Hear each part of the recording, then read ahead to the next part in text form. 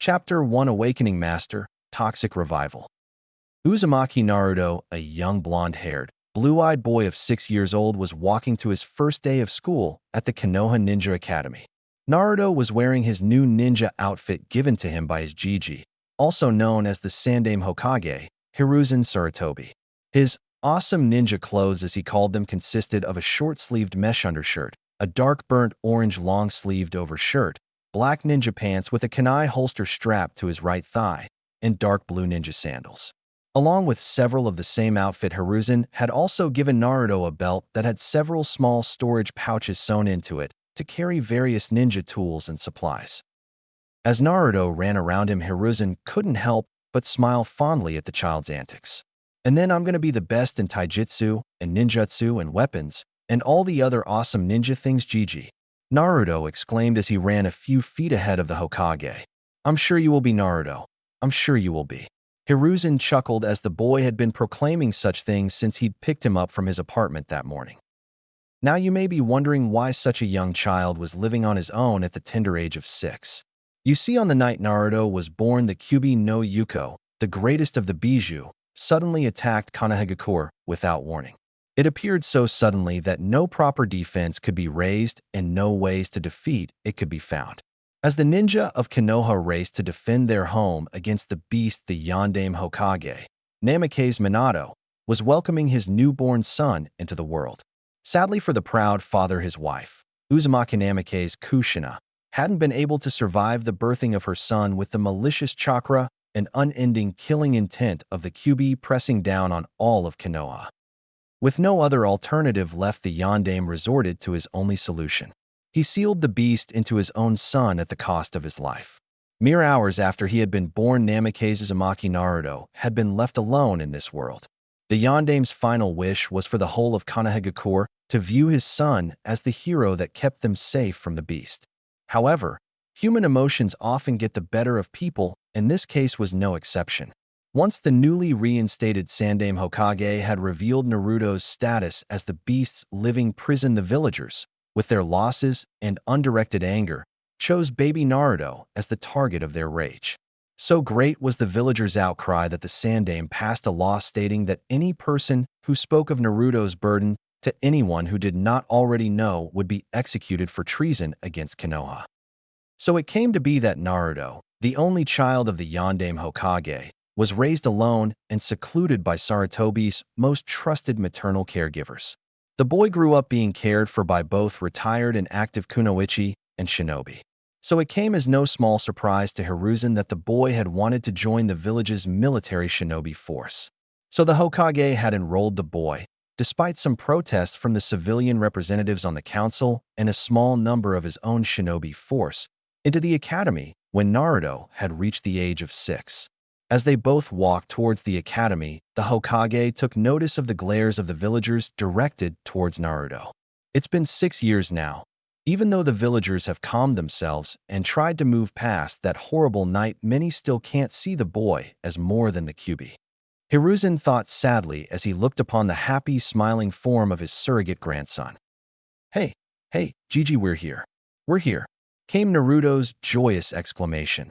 The Hokage looked up from his musings and smiled at the young blonde.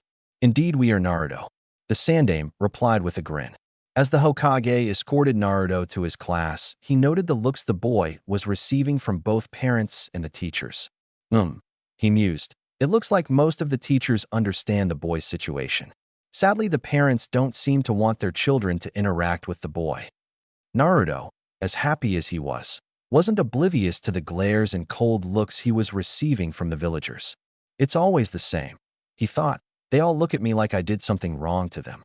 Naruto's thoughts were cut short when the Hokage ushered him into a classroom. Upon entering, the blonde saw various children his age sitting in several rows of seats. He noticed that several were from what his Jiji called Konoha's ninja clans, while most were civilian children who wanted to try their hand at being in the shinobi forces. "Now, Naruto," said the Hokage, "I want you to study hard and listen to your sensei, all right?" Naruto vigorously nodded his head while replying, "Sure thing, Jiji. I'll learn everything sensei teaches me, and I'll be the best ninja ever." With a smile on his face, and after playfully tussling the blonde's hair, the Hokage left Naruto to find a seat as the sensei began to quiet the class down in preparation for roll call. After finishing the roll call, the sensei introduced himself. "Hello, students. My name is Irika, and this is my assistant Mizuki," said Irika as he pointed to Mizuki. "We will be your sensei for the duration of your time here at the academy." Naruto instantly took to Irika's kind tone and calm composure. However, he felt something was a bit off with Mizuki. Something just didn't seem right about the man. Especially when he saw Mizuki glare at him with those cold eyes he saw the villagers give him. Note to self, thought Naruto, watch out for Mizuki sensei. Something isn't right about him. Time skip end of the first semester. At the end of the first semester, the first-year student rankings were posted in the lobby of the academy for all to see. To Naruto's great joy, he was ranked a bit above the middle of the class. Yes, Naruto exclaimed in his mind. All that extra studying is paying off. Wait till I tell Gigi about this. With that thought in his mind, Naruto took off toward the Hokage Tower in the center of the village. As he arrived, he saw the Umbu guarding the doors. The two Umbu gave him a respectful bow as one opened the door for him. To this day, Naruto still couldn't figure out why his Gigi's masked ninja, as Naruto called them, were so kind and courteous to him, but he thanked them both anyway as he made his way into the tower. Upon arriving at the Hokage's office door, Naruto asked the secretary if he could see the old man. After the secretary checked with the Hokage through the intercom and telling him it was okay, Naruto rushed into the office, but not before the secretary told him how cute she thought he was and her giving him a few sweets to have later. "Hey Gigi," Naruto yelled as he jumped in front of the Hokage's desk. "You'll never guess where I was ranked on the first-year students list." Naruto was practically bouncing where he stood from excitement. "Oh, and where was that, Naruto?" The Hokage asked kindly, even though he had received said rankings the day before. "I'm in the top of the middle tier of students," Naruto shouted as he grinned broadly. My, Naruto," said the Hokage fondly. "That's quite an achievement." Naruto, if possible, smiled even brighter at the praise. "Just you wait, Gigi." Naruto laughed. "Soon enough I'll be at the top of the whole school, and then I'll be a ninja just like you." Sarutobi chuckled at his surrogate grandson's energetic proclamation. "I have no doubt that you will be someday, Naruto. But how about we celebrate with some ramen now?" he asked the young blonde, who nodded happily as he led the Hokage out of his office and towards Ichiraku Ramen. Time skip end of the first year. "Uzumaki, Uzumaki, Uzumaki." Naruto repeated to himself as his eyes scrolled down the first-year student's final ranking list on the bulletin board. Here it is," he exclaimed as he found his name. "Awesome. I'm in the middle of the upper tier," he thought proudly as he saw his name directly below someone named Aburame Shino. Naruto made his way to Ichiraku with a grin on his face for his accomplishment. After gorging himself with as much ramen as he could eat, he went home to his apartment to get some rest. On his way home, he began to think about what Irika had told them of the various fields of the ninja force. Irika had explained that each field usually had an expertise in a given art of the ninja profession and that they should all begin thinking about what kind of ninja they wanted to be when they graduated. "Well, obviously, I want to be the best ninja ever," thought Naruto as he recalled that particular lecture. In his now 7-year-old mind, that was all there was to being a ninja. Though I have to admit what the textbooks say about poisons is really cool. Naruto mused. I mean, come on. You could barely touch a bad guy with some of those poisons and he'd drop to the ground unconscious or worse in less than a minute. These kinds of thoughts spurred Naruto's imagination and filled his dreams that night with him using his awesome ninja poisons to defeat bad guys and rescue princesses and daimyos. Time skip the next day. On Naruto's first day of summer break, he immediately set off for the library in hopes of finding out more about his newly chosen weapon of choice, poisons. When he asked the chunin that watched over the shinobi part of the library about any books on the subject, he got a strange look before the chunin pointed him to a small section that contained the information Naruto sought. After checking out a few of the books, he immediately set off for home to begin learning all he could about the subject that had caught his fascination. "Oh wow," Naruto exclaimed. He had just finished the first chapter of the first book, and already he was completely awestruck by the power poisons could contain. "I can't believe more ninja don't use poisons," Naruto said with a sigh. "You can do so much with them, from capture, to interrogation, to outright killing. Naruto was so enamored with the versatility of poisons that he resolved to learn all he could, and by the end of summer break, he would beg Gigi to teach him at least one of the, admittedly few, poison jutsu the book had mentioned. Time skip end of summer break. After 2 months' worth of intense studying, Naruto had finished all of the library's books on poisons and had learned how to use the non-lethal ones the books gave instructions on creating. Naruto was rather surprised that his outside hobby for gardening could be used to grow various types of plants that, when mixed correctly, produced mild poisons that could cause anything from mild aches to near total paralysis. The hardest thing he had done was getting the Hokage to teach him one of the poison jutsu the books had listed. But after explaining to Naruto that the jutsu wasn't to be used unless supervised or as a last resort, the Hokage had caved and taught Naruto the Dokujiri no Jutsu 1. Naruto now used the belt pouches the Sandaime had given him to carry various poisons and antidotes, as well as a new weapon the books had stated did well with poisons, Sanbon. Now Naruto was making his way to the first day of his second year at the academy. He noticed the glares the villagers still sent his way, but ignored them. One day they'll respect me, Naruto thought. When I'm Hokage, they'll show me the respect they showed Gigi. After getting situated in his seat at the academy, and after roll had been called, Irika took them all outside with Mizuki following behind the students. "All right, class," Irika said in his teacher voice. "Since it's the first day back, we would like to see what all the students have trained in and learned since we last saw you." Once most of the class had shown Irika and Mizuki what they had done over their summer break, Naruto was called up to show what he had done over the summer. "Actually, Iruka-sensei, if you could, can you get everyone to step back a bit?" Naruto asked. Irika raised an eyebrow at Naruto's request, but did as asked and had all the students move back. "Perfect, now I can show everybody my new jutsu," Naruto thought happily. "All right, everybody watch this," Naruto exclaimed before starting a few hand seals and inhaling deeply. "Dokujiri no Jutsu," Naruto half shouted as he exhaled a large cloud of thick purple mist at a group of training dummies. After the mist had cleared, everyone saw the result of Naruto's jutsu. The training dummies that had stood there before were made of a light brown wood. After Naruto's jutsu, however, all 3 of them were a light purple color where the poisonous mist had stuck to the surface of the dummies. "Naruto," Irika called, stunned. "Do you realize that you just preformed a brank ninjutsu technique?" he asked the now grinning blonde. "Of course, Iruka-sensei," Naruto laughed. "It was the only one I could get down over the summer." After getting over his shock, Irika told everyone to return to class while he washed the poison on the dummies away so that they could be used again without poisoning anyone. On the way back to class, all of the students were talking about Naruto's new technique.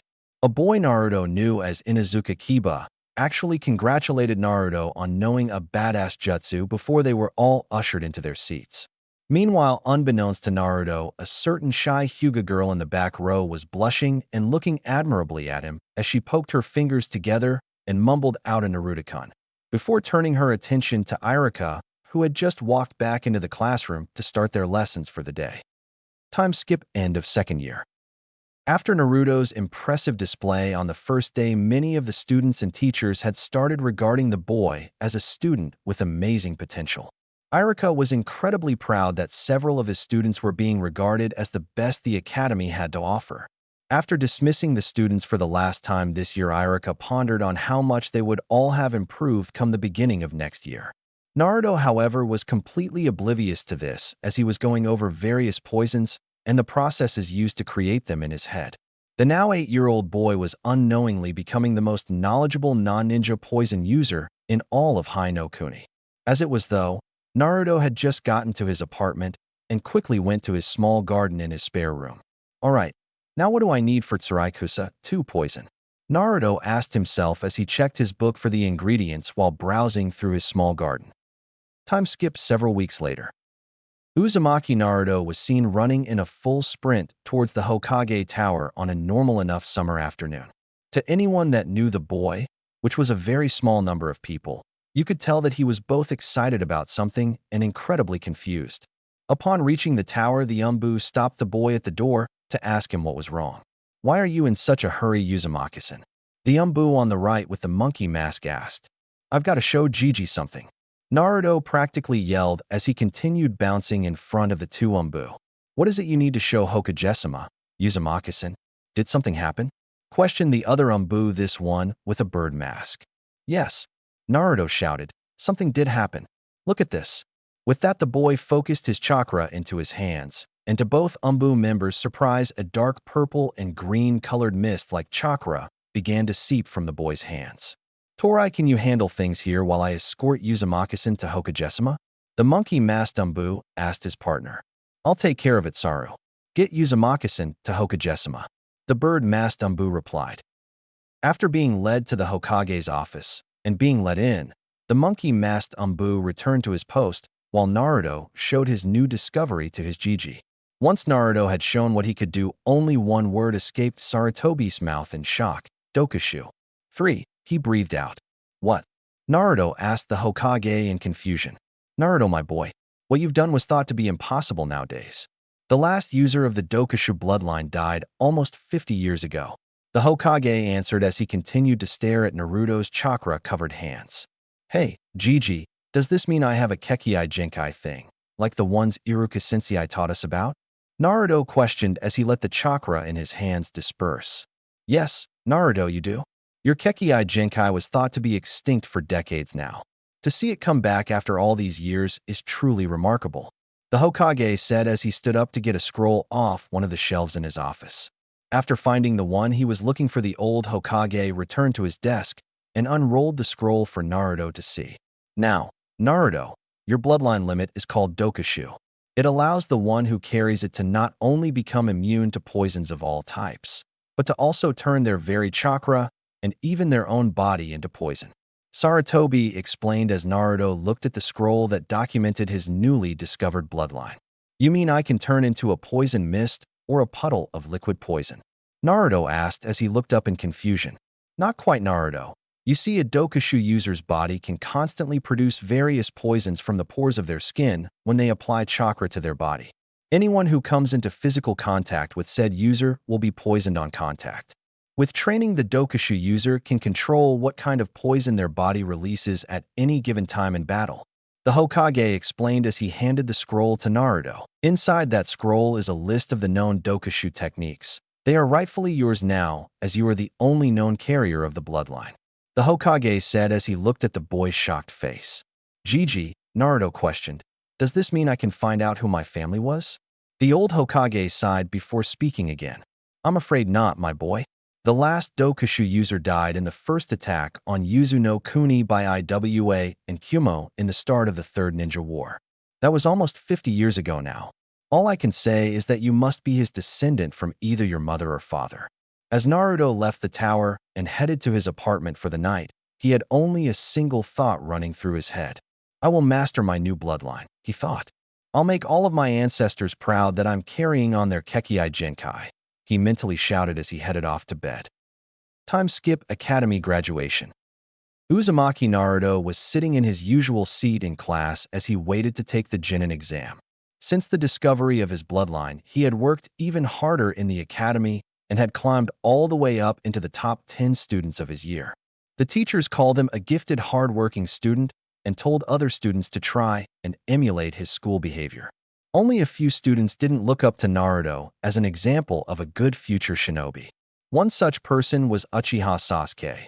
After his brother Itachi had committed the genocide of the Uchiha clan, he had become antisocial and looked down on others as weak and as dead weight in his goal to become stronger and take revenge on his brother.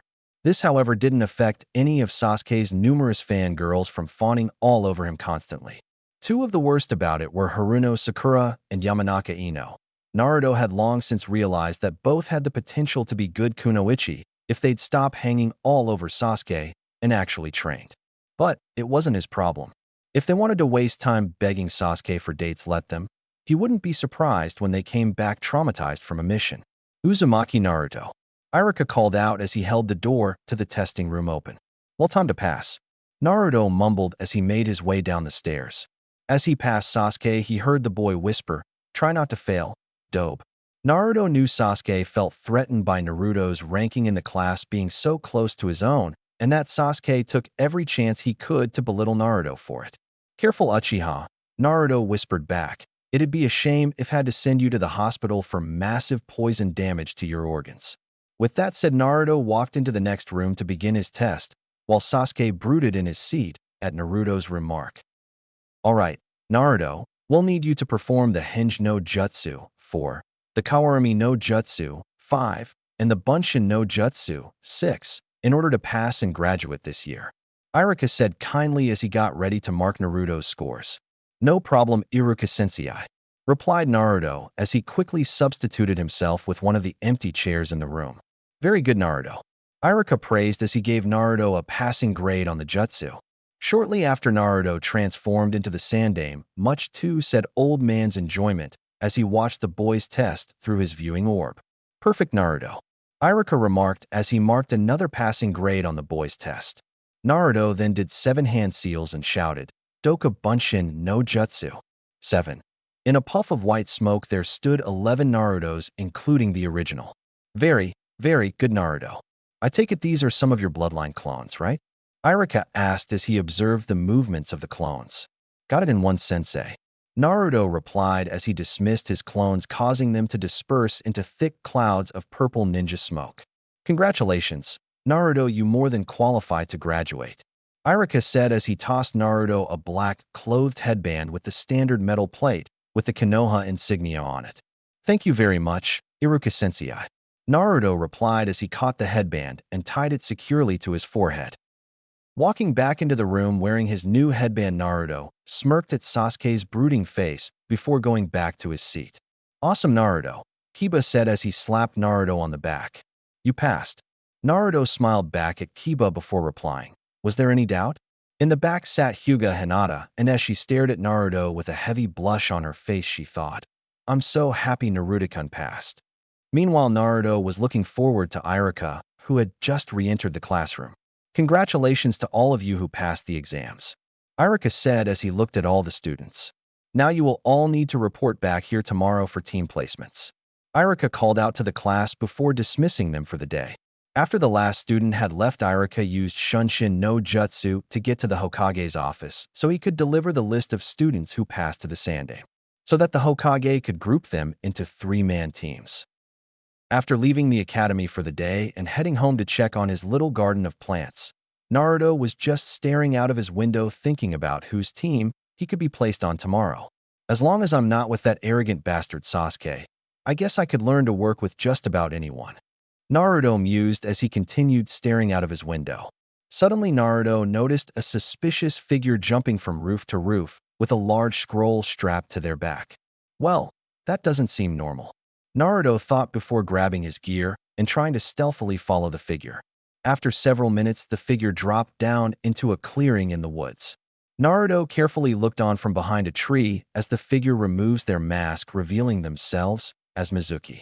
Now that I've got the forbidden scroll, I can finally leave this village and gain my reward from Orochimaru-sama, he said as he readjusted the scroll on his back while preparing to leap back into the trees.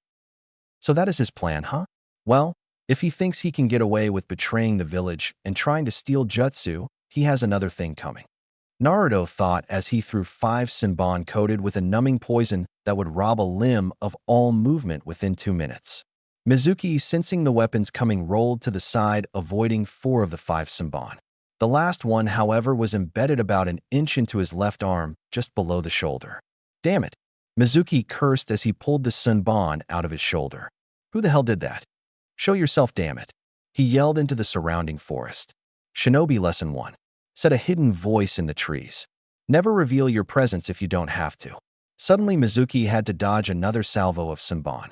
Mizuki quickly guessed where the weapons had come from and jumped into Naruto's hiding spot and knocked the boy out of the tree and to the ground below. Well, if it isn't the demon brat, he said with a sneer. Ow, damn, that hurt, Naruto said as he looked up at Mizuki. Why are you calling me that anyway? Naruto asked as he prepared for Mizuki's next move. Oh, that's right. No one is allowed to tell you, are they? Mizuki said as he looked down at the boy. Tell me what? Naruto asked as he wondered what Mizuki was talking about. That you're the Kyuubi no Yuko. Mizuki yelled at him with his face twisted by rage. What the hell are you talking about? Naruto questioned as he listened to what the traitor had to say. The Yondaime couldn't kill the Kyuubi the night it attacked the village. So he did the next best thing. He sealed it away into a child. That child was you, Naruto. You are the Kyuubi reborn. Mizuki yelled as he charged towards the boy, intent on punching the boy in the face for the sunbon he had been hit with earlier. Naruto was shocked. He had the Kyuubi inside him? Was it true? Why hadn't he been told? Was he really a demon like some of the villagers had claimed? Before he could think any more, Mizuki's fist impacted his left cheek, and he was sent sprawling to the forest floor. How was that demon boy? Mizuki asked as he smiled maliciously at the boy lying on the ground. I'd say that was the second mistake you've made in this fight, Mizuki. Naruto replied as he picked himself up off the ground. What are you babbling about, demon? Mizuki questioned as he looked at the now standing form of Naruto. Your first mistake was getting hit by my Senbon. Naruto explained as he looked into Mizuki's eyes. You can't even feel your left arm anymore, can you? He asked. To Mizuki's shocked horror, he found that he couldn't move his left arm at all. What did you do to me, you monster? He yelled at the now grinning Naruto. Oh, just a dose of a certain poison that I coated my Senbon with, he said as he stood there with a grin on his face. Your second mistake was punching me. Naruto lectured as he pointed to Mizuki's right fist. Mizuki looked to his own hand and saw it was covered in a thin layer of a sticky green liquid. What is this stuff, you demon brat? Mizuki yelled at Naruto, who was now slowly waking towards him. Oh, that. Naruto replied innocently. That's a highly potent neurotoxin that seeps through the skin and sets off all the pain-receptive nerves it encounters. He explained nonchalantly as he took another couple of steps forward. In fact, it should start working right about now. Naruto said, only to be interrupted as Mizuki began screaming himself hoarse. You bastard. You demon brat. Mizuki tried to speak, but couldn't stop the pain that was now spreading up his right arm. Your third and final mistake, Mizuki, was underestimating me. Naruto yelled as he slammed his right hand with all 5 fingers in a claw position into Mizuki's chest hard enough to actually bury the tips of his fingers in Mizuki's skin. As Mizuki laid on the ground trying to cough and scream at the same time, Naruto stood over him and told him one last thing. Before you go into shock and pass out, you traitorous piece of shit, let me tell you one more little tidbit of information. I can turn my own chakra into a poison. With that poison, I can attack or even destroy my opponent's chakra circulatory system. Unfortunately for you, I think Gigi's interrogators will want to have a few words with you about your actions here tonight. So I just crippled your chakra network with my poison. After tonight, you'll never again be able to mold chakra. Your life as a ninja is now over, Mizuki. Reflect on your mistakes and pray for a swift end. With those last words, Mizuki succumbed to shock and passed out on the forest floor. Moments later, 4 Umbu and the Hokage landed in the clearing and surrounded Mizuki. We saw everything, Naruto. The Hokage stated as Naruto knelt before him. You did well to prevent Mizuki from taking the Forbidden Scroll. My Umbu will take him to the interrogation headquarters where they'll extract the information from him that we need.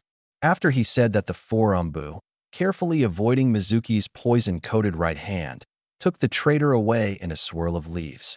Now, Naruto, go home and get some rest. I'll explain everything to you tomorrow morning before you go to the academy to meet your team, the Hokage said before he too disappeared in a swirl of leaves. I'll be sure to do that, Hokage-sama, Naruto said before heading home for a good night's sleep.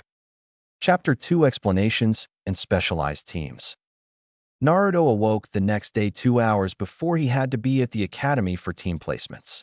After taking his morning shower and eating a breakfast of eggs and toast, Naruto brushed his teeth before leaving his apartment and heading for the Hokage Tower. Time for Gigi to explain what Mizuki was yelling about last night, he muttered as he arrived in front of the tower. After being led into the tower and making his way up to the Hokage's office, Naruto greeted the secretary with a small tired smile. She smiled back at him warmly before allowing him into the office. Naruto, good to see you, my boy, Sarutobi said as he looked at the young genin that was now sitting before him. He looks like he hasn't slept well since last night, Sarutobi thought as he studied Naruto's tired face from across his desk. What would you like to ask first, Naruto? Sarutobi asked as he filled his pipe with tobacco and lit it with a small application of fire-nature chakra. What I want to know the most, Gigi, is what Mizuki said true. Am I really the Kyuubi? Were the villagers right about me being a demon? Naruto asked evenly as he sighed out tiredly. Of course not, Naruto. The Kyuubi was sealed inside of you, not the other way around. Just as a prisoner is not the prison he sits in, the Kyuubi is not you who he is sealed in. The Hokage explained as he exhaled smoke from his mouth. Naruto visibly relaxed as he slumped down in the chair he was seated in. Thank goodness. He sighed as he smiled at the Hokage with his tired features. Don't let what he said bother you, Naruto. You are the hero that keeps the Kyuubi at bay.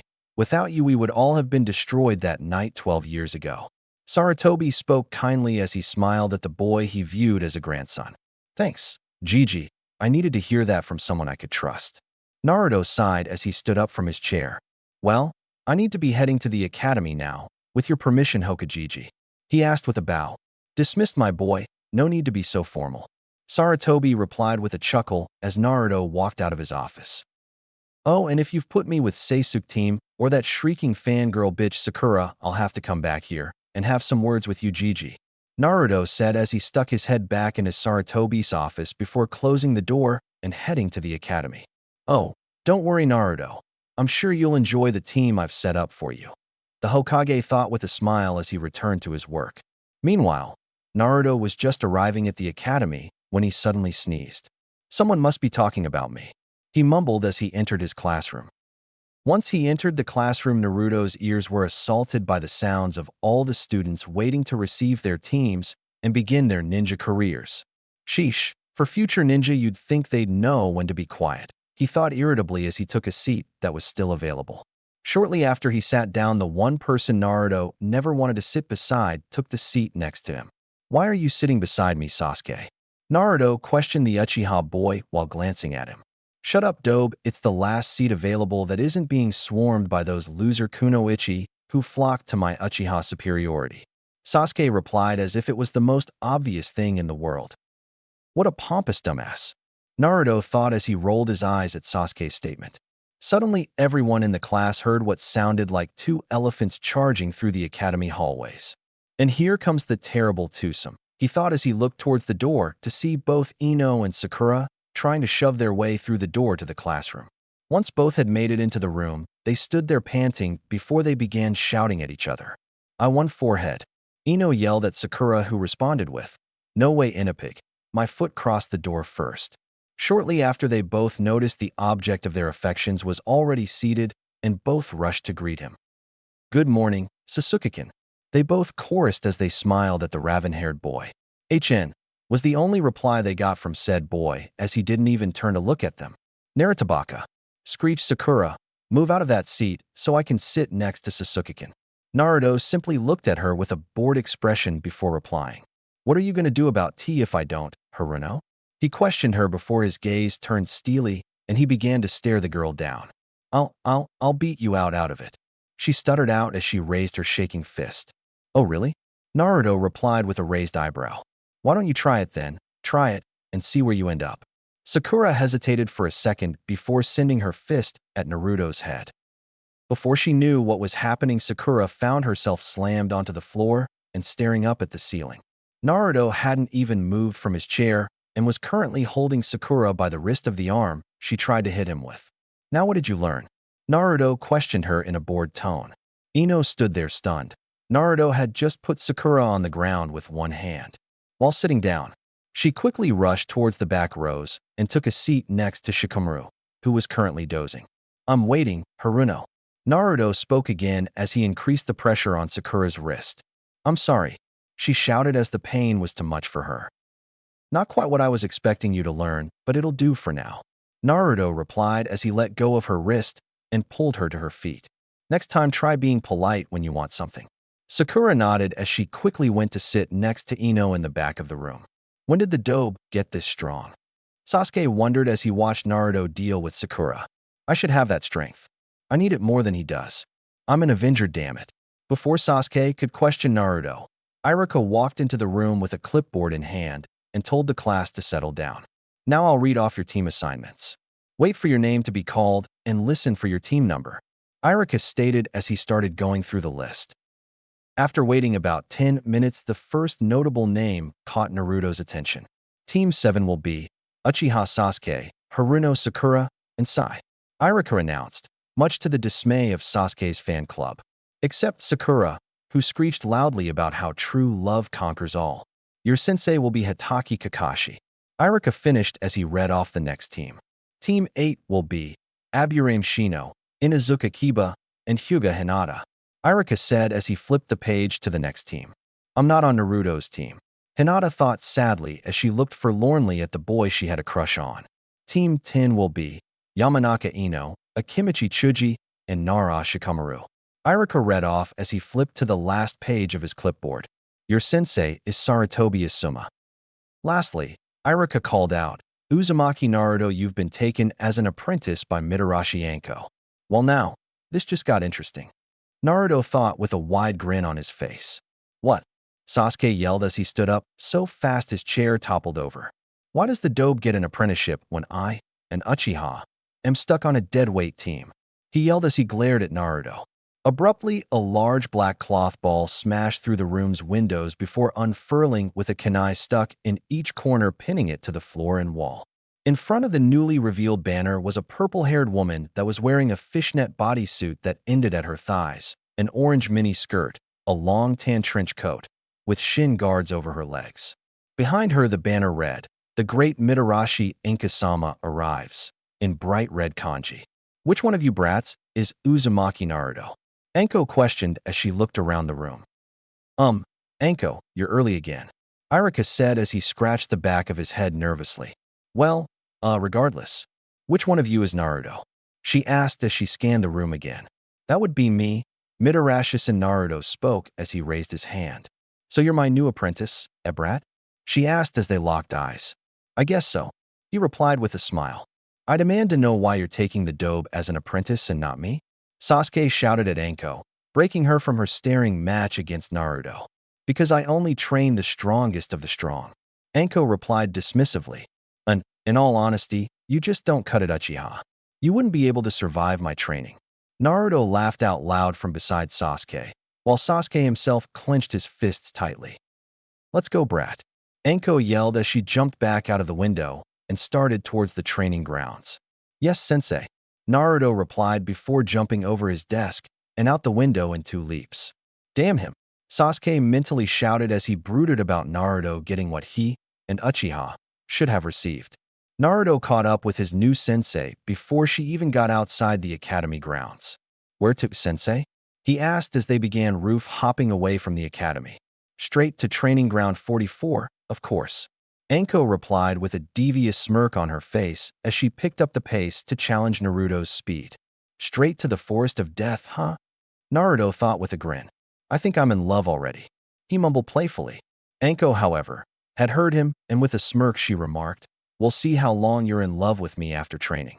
Naruto bowed his head with a blush burning his cheeks as Anko laughed loudly. Once they had arrived at the training ground, Anko turned around and told Naruto their unique situation. All right, brat. Since the council wants you to advance through the ranks and get strong enough to claim clan status as soon as possible, Hokage-sama has asked me to take you on as my apprentice. She explained as Naruto stood before her and gave her respectful attention. So that's what this is all about. Naruto thought as he remembered the one particular meeting he had with the full council of Konoha. Flashback 1 week after Naruto discovered his bloodline. Naruto had been called by the Hokage to attend a meeting with the council to explain his new situation in the village as well as in the ninja forces. As Naruto was led into the council chambers by the Hokage, he was told to stand in the center of the room and wait to be spoken to. This meeting of the Council of Konoha is now in session, Sarutobi said as he called the meeting to order. What has this meeting been called for, Hokage-sama? The Sandame's old teammate Mitokado Hamura asked as he turned towards his leader. I've called this meeting to announce that a Kekkei Genkai, one that was thought to be extinct for decades now, has reappeared in our very own village. Sarutobi replied as he looked straight ahead at Naruto. You mean this boy has the Hokage's other teammate Udatane Koharu tried to say as every one of the council members' faces were frozen in shock. Yes, that's correct. Uzumaki Naruto has awakened a Kekkei Genkai that hasn't been seen in almost 50 years. Sarutobi explained as the council chambers erupted in noise and exclamations of demands. Silence! He yelled out as the council chambers instantly quieted. If I may ask, Hokage-sama, Danzo said from his seat, what Kekkei Genkai has reawakened in this boy? Sarutobi knew Danzo was already plotting ways to get Naruto under his control, but he answered nonetheless. Naruto here has reawakened the Dokushu bloodline, a bloodline that hasn't been seen since the start of the Third Great Ninja War. This started the councils arguing almost instantly. Shouts about betrothals, breeding, and demands for him to be trained as an obedient weapon were heard throughout the room. I said silence, shouted Sarutobi as he slammed a fist on top of his desk. The council quickly became quiet at the killing intent the old Hokage was releasing. Naruto is under shinobi jurisdiction. Therefore, the civilian representatives on the council have no say in any matters pertaining to the boy. With that said, the civilians quickly became silent. Hokage-sama, might I take the boy and train him in the ninja arts? I can guarantee the boy will be the most powerful shinobi in our ranks within a few short years. Danzo stated calmly as he eyed the boy like a high-quality tool. I have no intention of taking Naruto out of academy for any reason until he graduates. Am I clear, Danzo? Sarutobi asked as he leveled the full brunt of his killing intent on the old war hawk. Hokage-sama, if I may, could I set up a marriage contract with the boy to my daughter? Asked one of the civilians with a greedy gleam in his eyes. No way in hell, you civilian asshole. Naruto thought as he glared at the man. While it is true that Naruto does qualify for the bloodline clan restoration laws, Sarutobi stated, he will be allowed to choose the woman or women he settles down with to start his family in the future. Naruto smirked at the civilians as they all gained sour looks on their faces. Then Uzumaki-san must be allowed to claim clan head status as soon as possible, Koharu proclaimed as she looked at the other shinobi clan heads. Unfortunately for Uzumaki-san, he must have a bloodline along with a rank of Chunin or higher, not to mention at least one heir or a woman carrying his child, to start the clan he will be head of, stated Hyuga Hayashi as he read a copy of Konoha's clan laws from a scroll in front of him. I'm sure Naruto will make Chunin shortly after he graduates the academy. However, how long until he has an heir is up to him, Sarutobi remarked as he motioned Naruto to speak.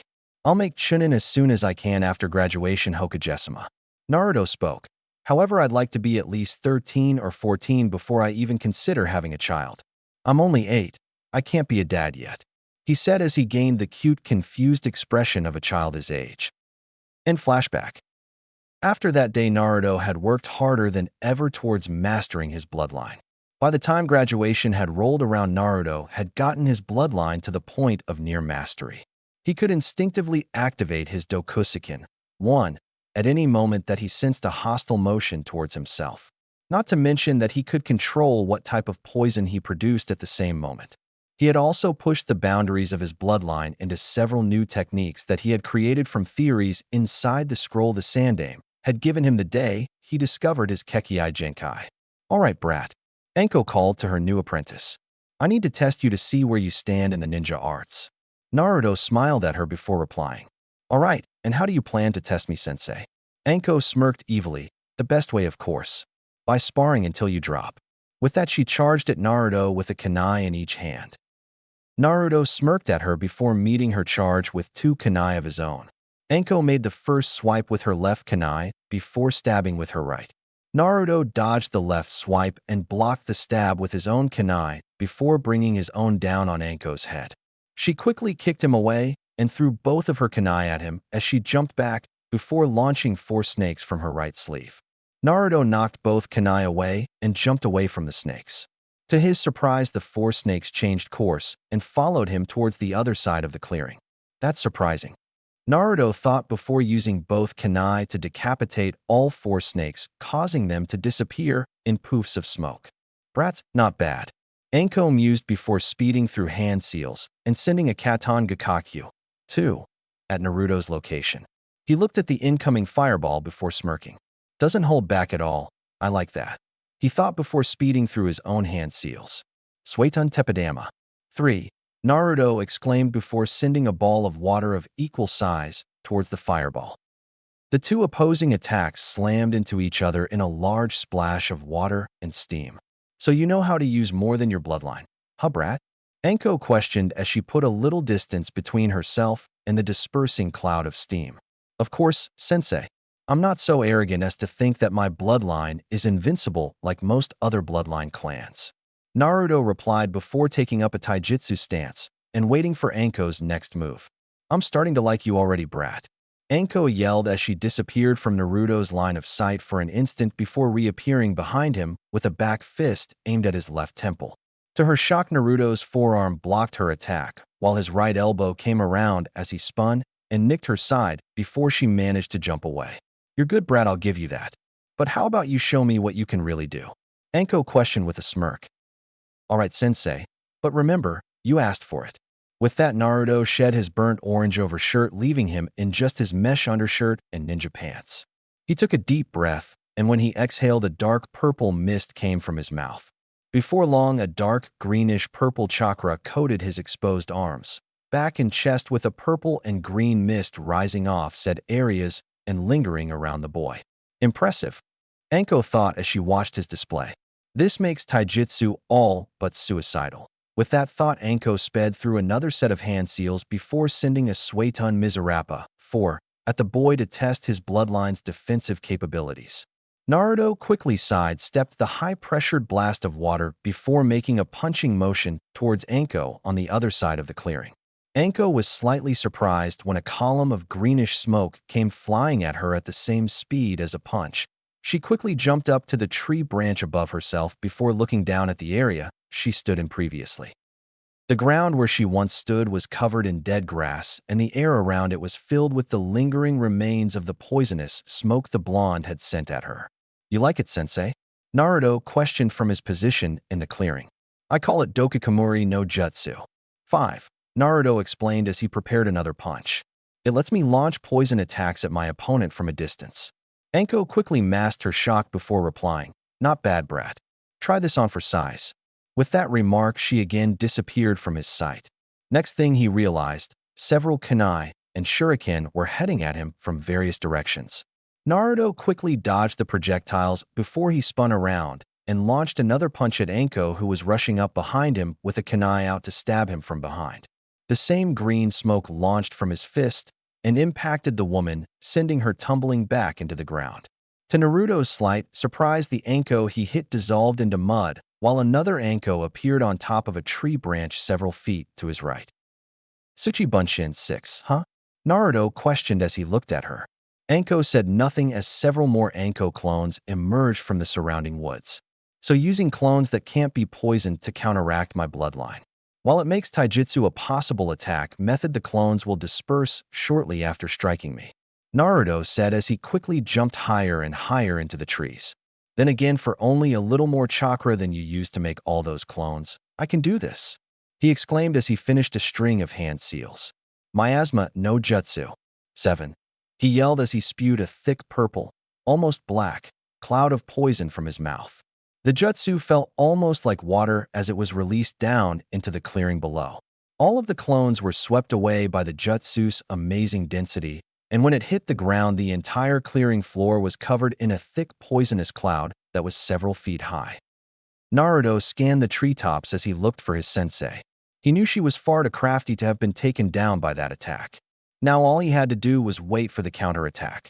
He didn't have to wait long before a cry of Futon de Tapa 8 sent him face first into the tree in front of him. How do you like that, brat? Anko questioned before she threw several pairs of kunai, with a length of ninja wire connecting each pair, all around Naruto, effectively pinning him to the tree. Not bad at all, sensei. Naruto mumbled with his face still in the tree. But I've still got a jutsu for situations when I can't move to defend myself. He mumbled out before bringing his hands together between him and the tree and going through several hand seals. Yudoka Yuko no Jutsu 9. Naruto yelled as he completed the jutsu. Suddenly, the purple and green mist that surrounded Naruto compressed into 5 separate clouds of poison. Each cloud then took on a distinctly vulpine form before opening bright green eyes. All 5 dark purple poison cloud foxes locked their glowing green eyes on Anko before rushing her all at once. What the hell? Anko yelled and asked at the same time as she had to duck and weave to avoid these strange poison creatures that Naruto had created. One of the foxes dove down from above Anko as she jumped to avoid another that tried to take a bite out of her side. She saw it coming and sidestepped the fox and watched it fall into the miasma that was still coating the forest floor below. Before she could wonder if that had taken it out, two other foxes tried to catch her in a pincer maneuver. She jumped over both of them before grabbing the branch above herself and swinging up onto it. Damn, she thought with a grimace. These things are fast and agile as hell. Not to mention, I can't touch them without getting poisoned. Anko quickly moved to avoid a fox trying to get the jump on her and landed several feet behind where she had just stood. All right, she thought excitedly as she saw all four foxes directly in front of her. Now I'll just torch all the bastards and be done with them. She quickly started hand seals for a katon jutsu before she felt a searing pain in her right leg. Shit, that fucking hurts. Anko yelled as she looked down to find the fox that had fallen into the miasma biting into her leg. Damn it, she thought as she kicked the fox back towards its companions. I should have known poison wouldn't destroy these things. They're made of poison. When the one she kicked landed in front of its compatriots, the other four that were moving to attack stopped in their tracks. Katon Karyu Enden, 10. Anko shouted as she unleashed a massive fire dragon at the foxes who, taken by surprise, were instantly torched and incinerated by the flames. Take that, you bastards. She panted out as she felt the poison beginning to take effect. My vision's getting blurry, she thought as she felt her strength leaving her. She jumped to the branch Naruto was pinned on and held a kunai to his throat. I win, you little brat. Anko panted as she cut the wires holding him while she collapsed to the branch they were standing on. Don't worry, Anko-sensei, I'll remove the toxins from you. You'll be awake and feeling better in a couple minutes. Naruto stated as he began drawing the poison out of her body with a green and purple chakra-covered hand. After having removed the toxins from Anko's body, Naruto couldn't help but stare at her sleeping form. Man, being on missions with her is going to be awkward with how she dresses, he thought with a blush as he couldn't keep his eyes from roaming her body at least once. Still, I don't think I could ask for a better sensei. Hopefully when she wakes up, I'll know where she plans to start my training, he thought as he kept watch over her as she rested from their intense spar. Several minutes later, Anko groaned before opening her eyes. What the hell happened? She asked before mumbling. Oh right, I got bitten by one of the brat's foxes. Looking up, she saw the smiling face of said brat before he spoke. Did you sleep well, Anko-sensei? Naruto asked as he helped her sit up. I'll be fine, brat.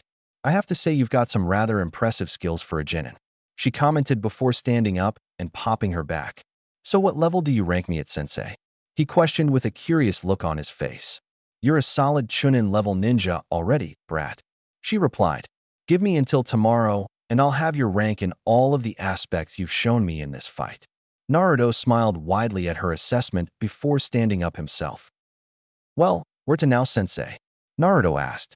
Let's head into the village to celebrate your graduation to genin, Anko replied as she started tree hopping to get out of the forest of death and into the village proper. Naruto nodded before following along behind her. After they had reached the restaurant area of the business district, they had immediately gotten into an argument about what to have to celebrate. We're having dango, you brat, and that's final, Anko yelled as she stomped her foot on the ground. Oh come on, sensei. Why can't we have ramen? I always have ramen when I celebrate something, Naruto said as he tried to give her puppy dog eyes. Sorry, brat, that look only works for us women, Anko said as she smirked at him. All right, I can be a gentleman when I need to be. Naruto sighed before he straightened up and offered Anko his arm. Care to lead the way, sensei? He asked politely. Anko snorted before taking the offered arm and leading him to her favorite dango place. Just don't try and get fresh, brat. You wouldn't like what happens if you did, she warned as she brought him into the shop. One order of dango for me and the brat, old man, Anko ordered with a smile as she sat at the bar with Naruto to her right. Coming right up in Kosen, the old chef said as he began to make her order. So brat, now that we have a few minutes, why don't you tell me about yourself? She asked as Naruto took a sip of water from his glass before nodding. All right, my name is Uzumaki Naruto. I like Hokugiji, poisons, training, reading, and my new sensei. I dislike Sasuke and all his annoying fangirls, people who judge others, rapists, people that hurt children, and people who look down on women just because they're female. My hobbies are training, reading, gardening, experimenting with my bloodline, and making friends. My dreams for the future are to become a clan head and start a family. and if possible be Hokage for a while so I can protect Konoha. When he finished, Anko was rather happy about his introduction. Seems we've finally found a bloodline user that doesn't think the world of himself. He even seems to have a rather high respect for women. That's always a plus in a man. Anko thought before she started her own introduction. My name is Mitarashi Anko. I like Dango, Sake, my friends Kurenai, Hana, and Yugao, and the old man Hokage. I dislike arrogant pricks, my former sensei, chauvinist pigs, rapists, child abusers, traitors, and people who judge others based on past associations. My hobbies are training, working in the torture and interrogation department, and hanging out with my friends. My dream is to kill my sensei, or at least know that he's dead. I'd also like to find a man that'll treat me right and have a family. She finished with a small blush as she thought about having a husband and child of her own. Order up, said the old chef as he placed 2 plates loaded with dango in front of Naruto and Anko. You know I never took you for a woman that was into younger men, Anko-san. The old chef giggled perversely. Oh, shut it, Jinji-san. She replied with a light blush on her cheeks. He's my student, not a date. Naruto nodded but turned towards the old chef and said, I would be greatly honored if Anko-sensei would take me as her date, though. The old chef laughed loudly while Anko blushed scarlet and quickly put Naruto in a headlock. Don't get cocky, brat. You've got a long way to go before you gain that kind of privilege, she said as she messed up his hair with her free hand. After the two had finished their celebratory meal, they parted ways for the evening. Naruto went to his apartment to tend to his poison garden, while Anko went to go write up her preliminary report for the Hokage. After a couple hours, Anko had finished her report and turned it over to the Hokage for his inspection. After she had left, Sarutobi and his former teammates opened the file and perused its contents. Anko's report. As requested by the Hokage of Konohagakure no Sato, I, Mitarashi Anko, tested one Uzumaki Naruto's abilities in the ninja arts in a full sparring match with no restrictions. From said match, I've ranked Uzumaki Naruto's skills according to his proficiency as displayed. Name, Uzumaki Naruto. Age, 12. Status, active ninja. Rank, Jinin. Ninjutsu rank, C-class Jounin. Jinjutsu rank, unknown, likely Jinin level. Taijutsu rank, A-class Chunin. Weapons rank, A-class Chunin. Speed rank, C-class Chunin. Reaction time rank, B-class Chunin. Overall ranking, BA-class Chunin. End Anko's report. This bodes well for Naruto making Chunin on this year's exams. They'll even be held shortly after his birthday, if I'm correct, spoke Sarutobi as he finished the report. That is assuming you two also give your support to the boy to participate. Both Hamura and Koharu looked at the Hokage before speaking. Sarutobi, you know neither of us holds anything against the boy, said Koharu as she looked at her former teammate. She's correct, Sarutobi. We hold no ill will for young Naruto, but we fear that beast inside him more than anything else in this world. Hamura finished with a scared tone. The possibility of that beast and its power falling into an enemy's hands is the only reason we would ever deny the boy a chance to participate in anything, Koharu said as she sat down beside Sarutobi. We'll all make sure that such a thing never happens, Sarutobi replied as he rolled up the scroll and placed it in his robes. Now I bid you both good night. It has been a long day, and I think we all could use some rest. With a nod, the two advisors parted ways with the Hokage, and all three left to their own residences. Chapter 3 Missions and Full Toxicity. Naruto awoke at 7 in the morning the day after testing to meet Anko for their first mission together. As he was going through his morning routine, he began to wonder what his first few missions with his new sensei were going to be like. I doubt it'll be anything incredible, Naruto thought as he locked his apartment and made his way to the missions office to meet his sensei and receive their first mission. Once Naruto was in sight of the doors to the Hokage Tower, he saw his sensei leaning against the wall beside the doors. When she looked up at him, he gave her a cheerful grin before greeting her. Good morning, Anko-sensei, he said before he gave her a respectful bow. Good morning, brat, Anko replied as she smirked at him. Let's go start the most boring missions of your life, she said with a sigh before leading him into the tower. After receiving a few drank missions from the Chunin on duty, both sensei and student left the mission's office and headed for the home of their first client of the day. After arriving at one of the multitudes of small farms on the outskirts of the village walls, the duo knocked on the front door.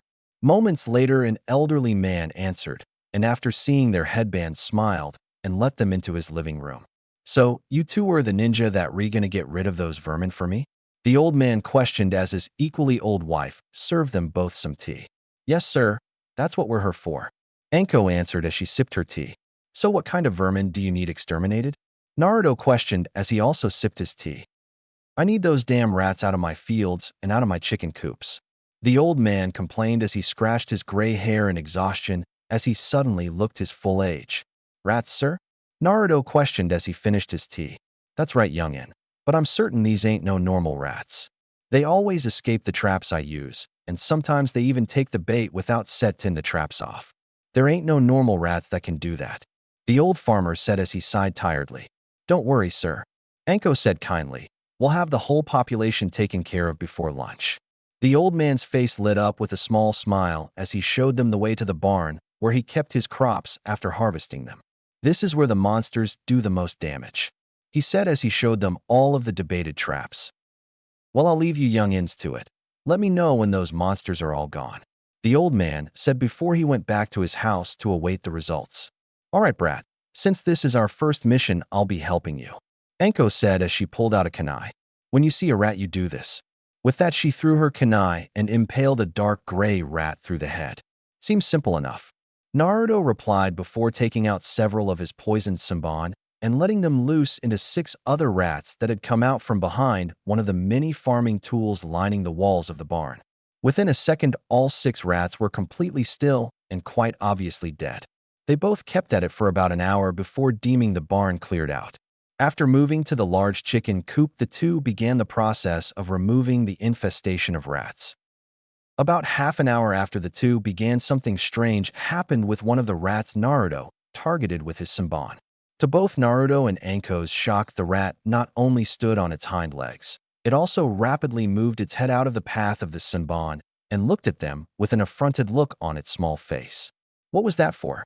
the small rodent questioned the two ninja as it sniffed at them from the wall it stood in front of. "Anko-sensei," Naruto said. "Yeah, brat?" Anko questioned. "Did that rat just speak to us?" he asked. Yes, it did," she replied as she put her kunai away. "I believe we may have just stumbled upon the root of our client's problem," she said as she knelt down and looked at the rat. "You're a summon animal, aren't you?" When she said that, Naruto's eyes widened and he began to walk over to the rat cautiously. "Do you have a human summoner?" Anko asked as she let the rat sniff her hand. "Nope, can't say I do, Snake Lady," the rat replied as he sat back down and scratched his side with his back leg. "Snake Lady?" Naruto asked the rat with a pointed look. "Yeah, she smells like the snake summons," the rat answered as he began sniffing Naruto. "Why are you here if you weren't summoned?" Anko questioned as she watched the rat climb up Naruto's arm while continually sniffing the boy. "Looking for some good food, of course," the rat replied as he sat in Naruto's hair and looked at Anko lazily. "How long have you been here?" Naruto asked as he tried to look up at the rat on his head. "Just a few weeks," the rat sighed as it rolled around in Naruto's soft blonde hair. "Are all these other rats summons?" Anko asked as the rat snuggled deeper into Naruto's hair. "Nah, they're regular, everyday dumbass rats," the rat replied as it curled up for a nap on Naruto's head. "So you're the only summon here? You're the rat that's been debating all the traps?" Naruto questioned the lazily dozing rat. "Yeah, I guess that'd be me," the rat replied tiredly. "Now will you let me sleep?" the rat asked as it went back to dozing on Naruto's head. "Yeah, sure, have a nice nap, big guy," Naruto replied kindly as he stood up. "All right, brat. I'm sure you could finish this up real quick with a little poison," Anko said as she stepped outside the coop and waited for Naruto's all clear. Shortly after departing, clouds of poison started drifting out of the open door and all the small windows. A few minutes later, Naruto came out with a burlap sack of dead rats.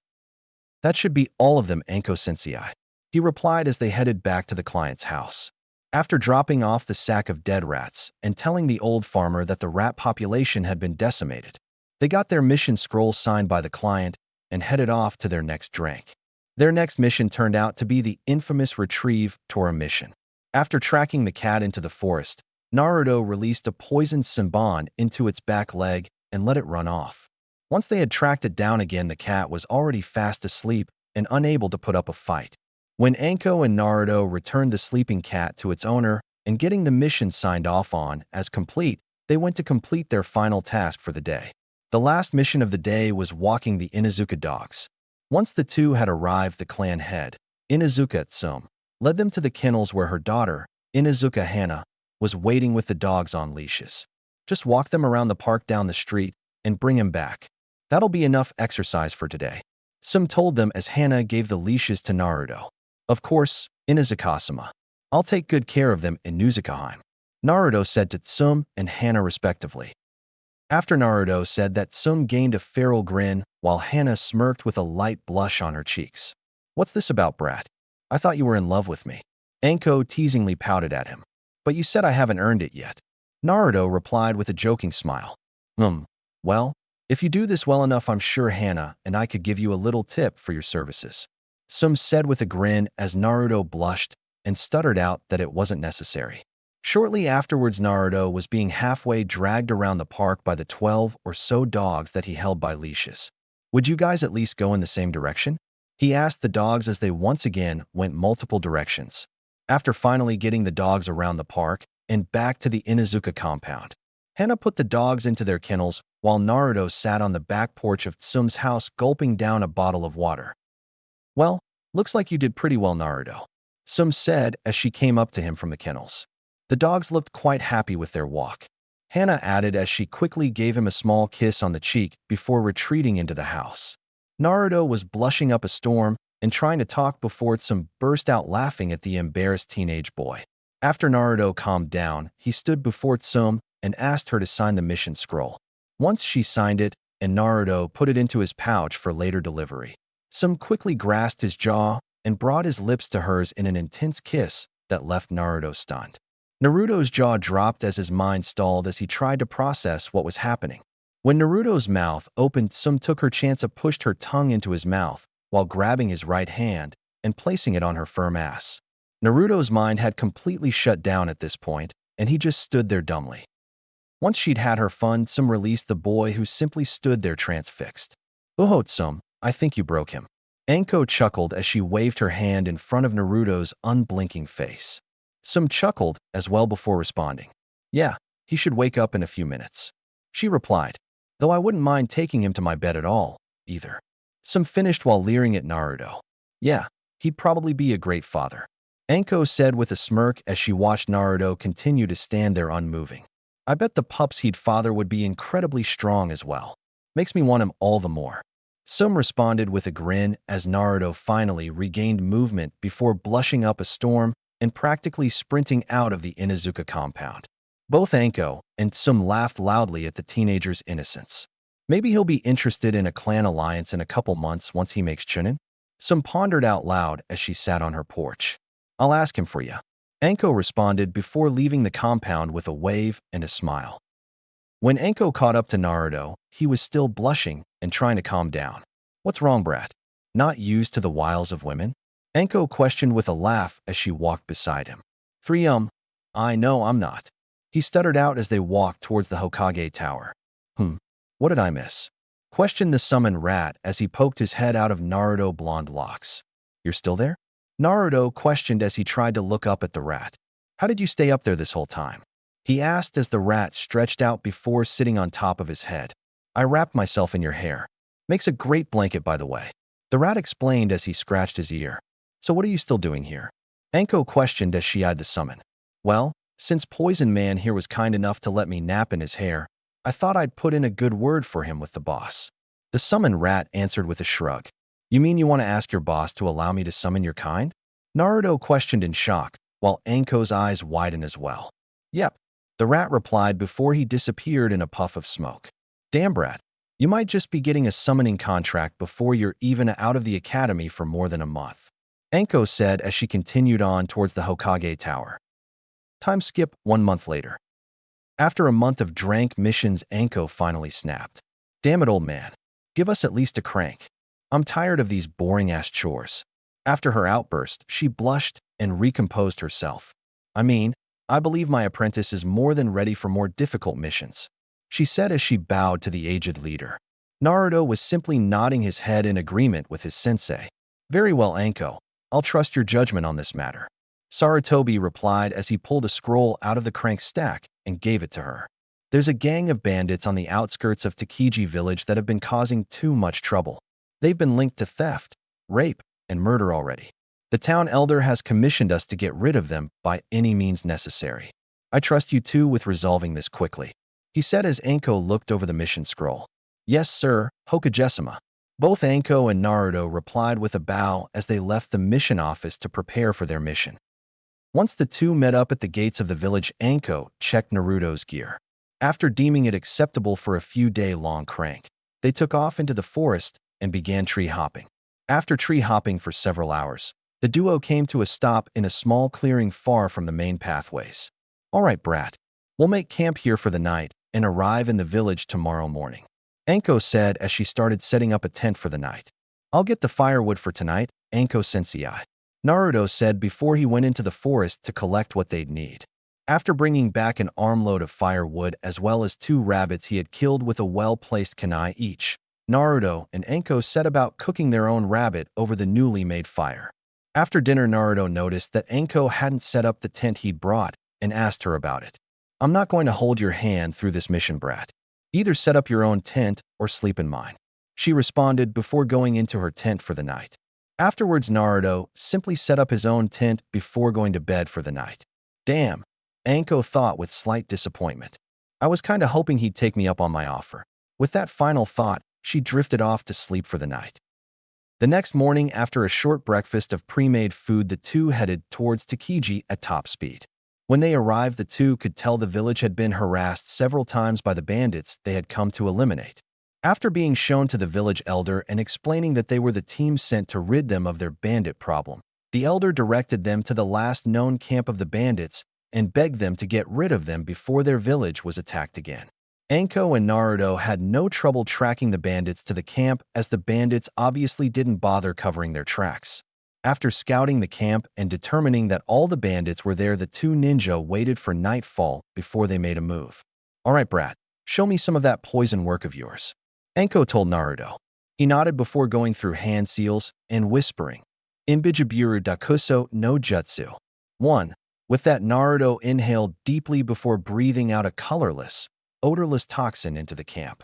Once he used the jutsu, he told Anko to wait 5 minutes before he'd go down into the camp and make sure everyone was dead.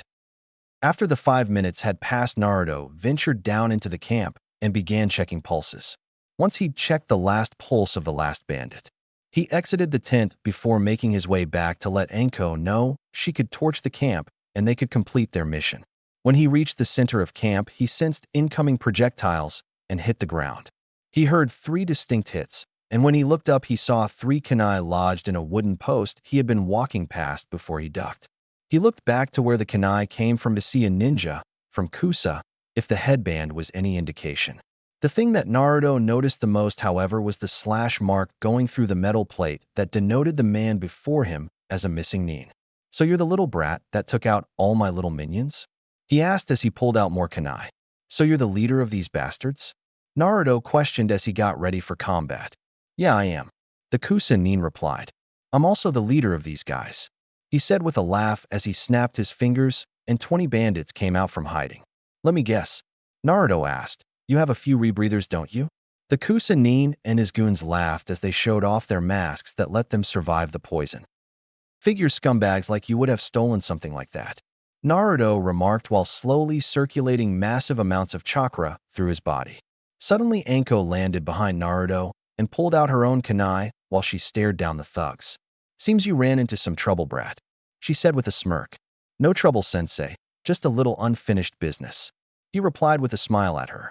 Check out the babe, the Kusa missing nin called out as he and his men leered at Anko's body.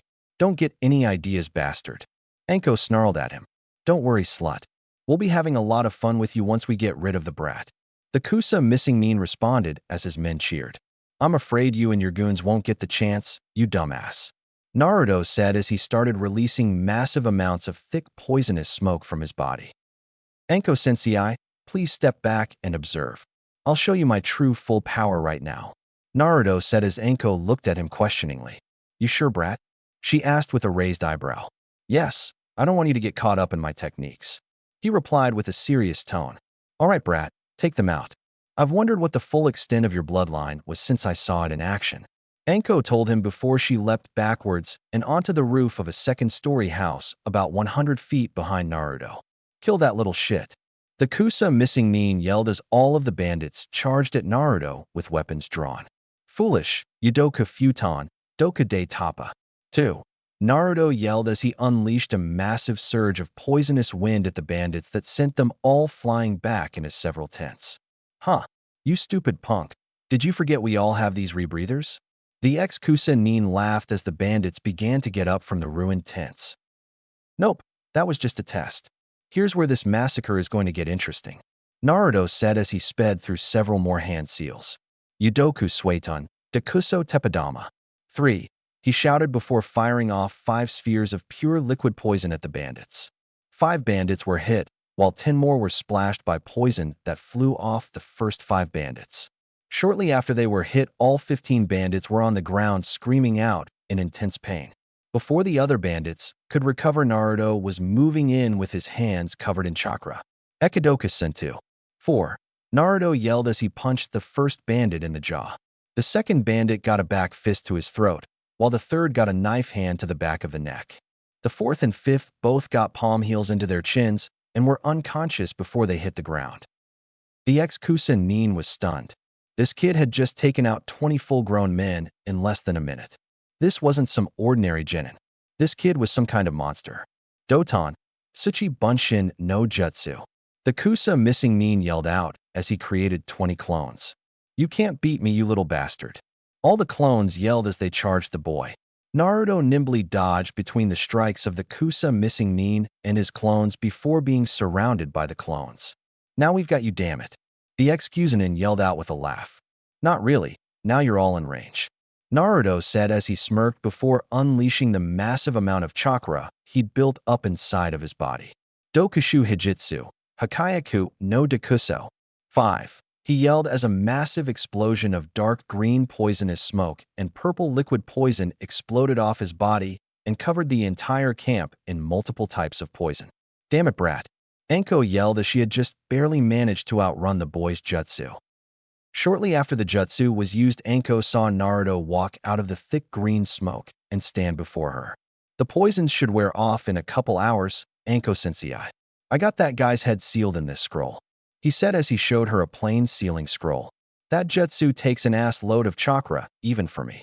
But there's no chance of survival for any living thing caught inside the blast radius, Naruto explained before Anko smacked him in the back of the head. If it has a 0% chance of survival, then don't use it when I'm in range, you brat. She yelled at him before she started dragging him back to Takiji village to report a completed mission and to get the elder to sign the mission scroll. Yes, Anko-sensei, sorry Anko-sensei, Naruto replied as he started walking beside her. After getting the scroll signed by the elder after showing him the head of the Kusa missing Nin, the two left Takiji village and headed back to Konoha. When night fell, Naruto set up his tent while Anko hunted their dinner. After Anko returned with a small boar, they roasted it and had a large meal as a sort of celebration for Naruto's first completed crank mission. Once the meal was completed, Naruto went into his tent to sleep for the night. Just before he fell asleep, he heard the tent flap open. When he shot up to see who it was, he saw Anko entering his tent. What are you doing, sensei? He questioned as she closed the tent flap. I'm getting ready to go to sleep. What's it look like, brat? She asked as she slipped her trench coat off, giving Naruto an eyeful of her fishnet-clad breasts. Anko-sensei. Naruto panicked as he used his blanket to block his eyes. Don't get so excited, brat. I told you I came in here to sleep. I don't plan on having sex with you tonight, she said as she used her trench coat as a blanket and laid down beside him. Oh, okay, whatever you say, Anko-sensei, Naruto replied before turning over so that his back was to his sensei. Good night, sensei, he said as he tried to fall back to sleep. Night, brat, Anko replied as she snuggled into her trench coat. The next morning, Anko woke up shortly after sunrise. As she sat up and stretched, she noticed that Naruto had twisted himself out of his blankets. Restless little brat, aren't you? She thought before looking down to see if she could get out of the tent without waking him. She stopped when she saw that Naruto was sporting his morning problem and stared at it transfixed. The little brat has to be close to 6 inches, and he hasn't even finished growing yet. Anko thought, shocked at Naruto's impressive growth in that certain department. Without really thinking, her hand began to inch towards Naruto's length. Once her fingertips touched it, she instantly wrapped her hand around it. Shit, he's at least 2 inches wide, she thought as she felt her cheeks warm up in a blush. Muh. Naruto mumbled in his sleep as Anko's eyes snapped towards his face. Thankfully, he continued to sleep. Anko went back to looking at Naruto's erection. She began to stroke it at a slow pace with a blush still on her face. Naruto was groaning constantly in his sleep at this point. That's right, brat. You like that, don't you? You like what Anko-sensei is doing to you. You want her to make you come, right? Anko thought with her lust-clouded mind. Whoa, wait. What am I doing? He's only 12 for Kami's sake. I need to get out of this tent and calm down. She mentally screamed before bolting out of the tent to clear her head. Almost half an hour later, Naruto crawled out of the tent and looked around for his sensei. You finally ready to go, brat? Anko asked as she stood in the middle of the clearing. Yes, sensei, Naruto said before he quickly sealed the tent away, and they both began tree-hopping back towards Konoha. As they were making their way back, Anko decided to make some light conversation. Hey brat, what kind of jutsu did you use to cause that massive blast of poison that wiped out that camp? She asked with some curiosity.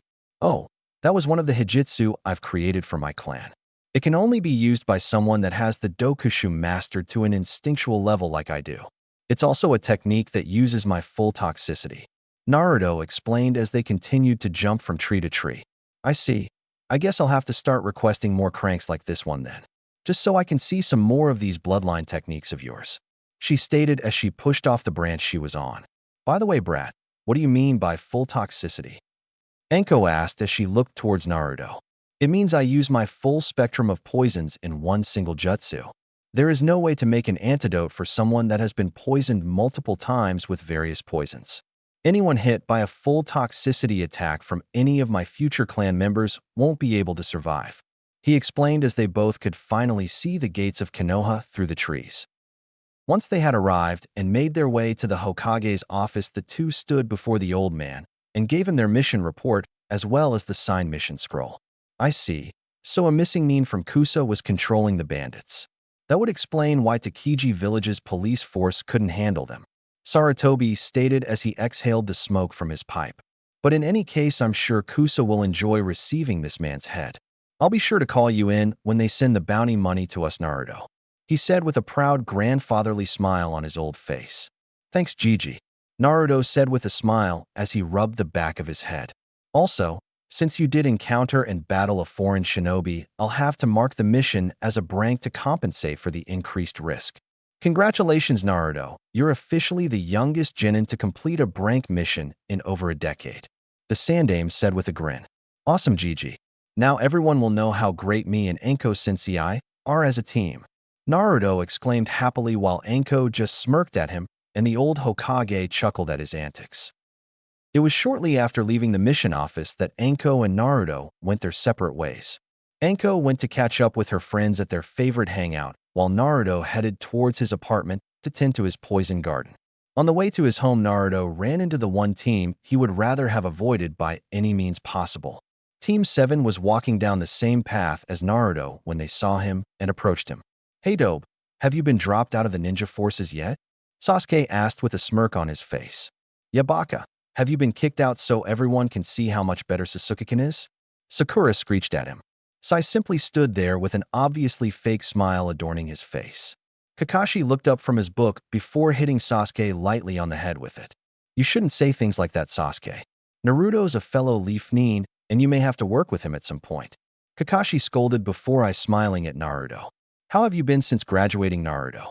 He asked as Sasuke scowled at both Kakashi and Naruto. I've been well, Kakashi-san, Naruto answered with a small smile.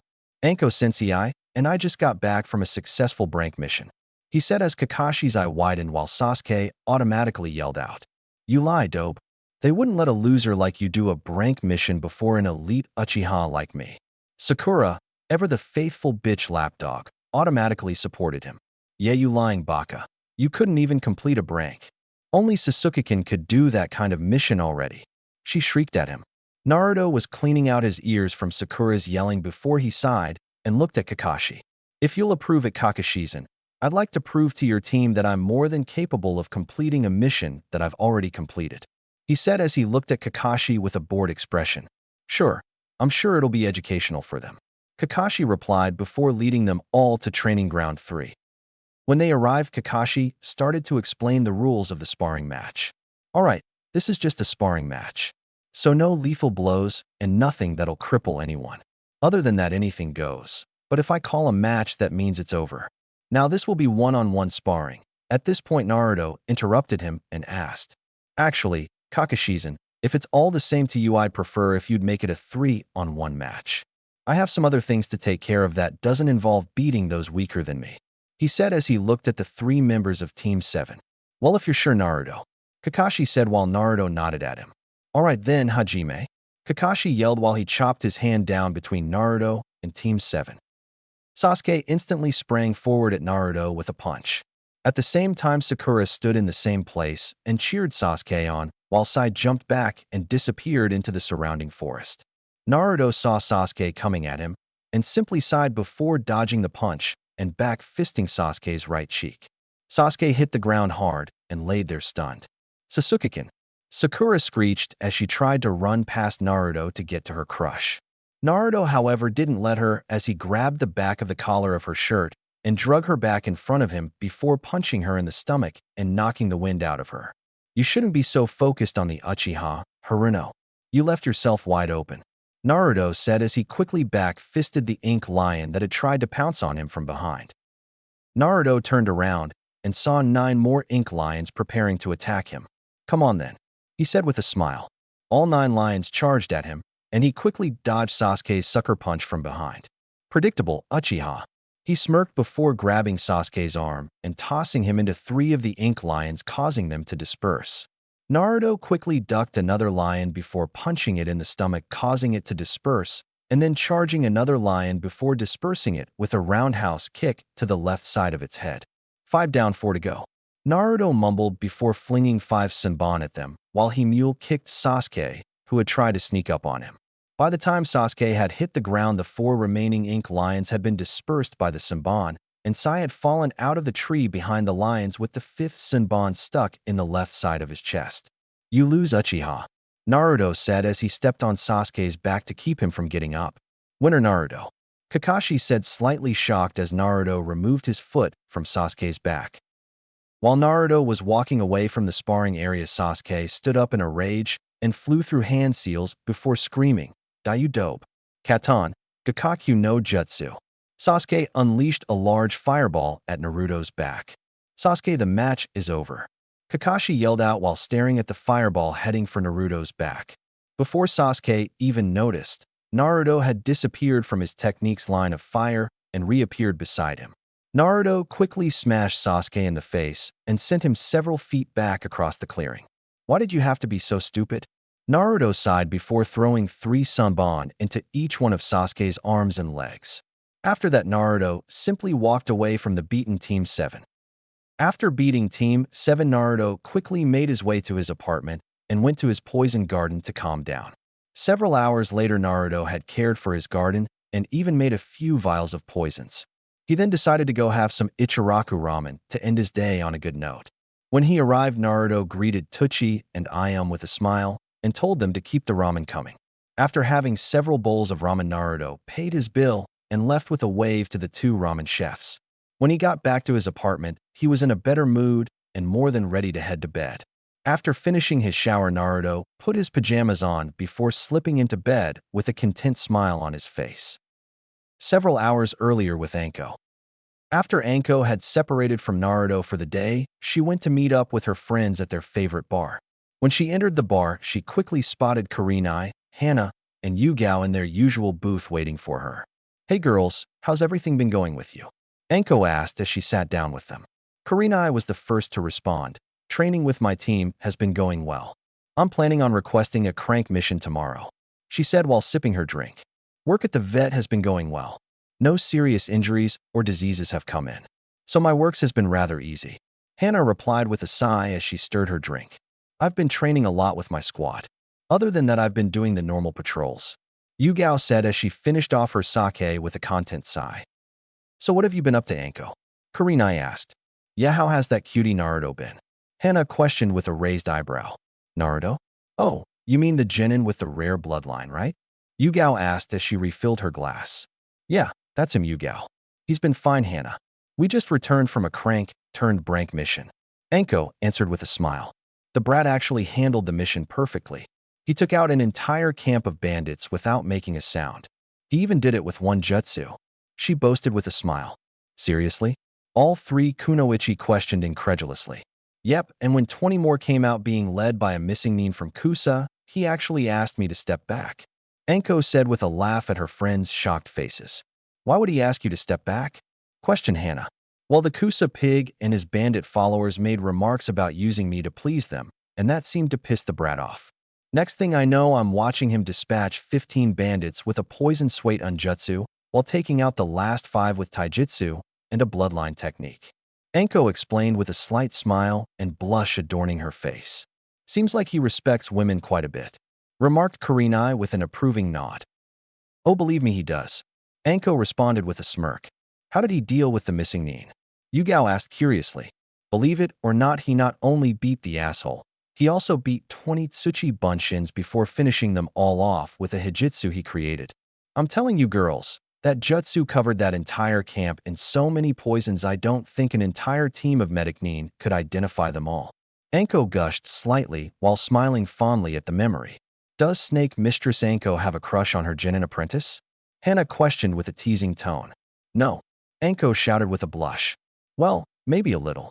I kind of saw his morning problem when we shared a tent on the way back to the village. She explained as she got a faraway look on her face. Oh, really? Well, how well endowed is the boy?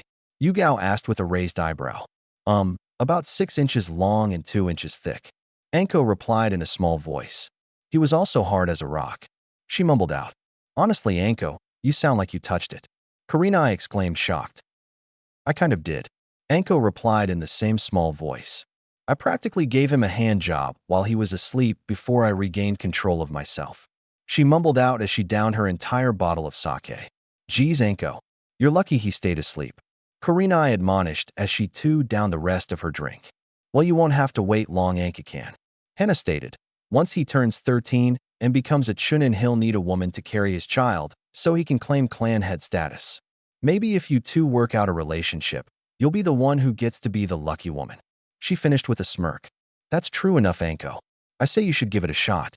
Where else are you going to find a man as sweet as this Naruto sounds? Yugao asked as she smiled at Anko. While I would normally be against this, it does sound like you two would get along well. That might even become love if you let it happen.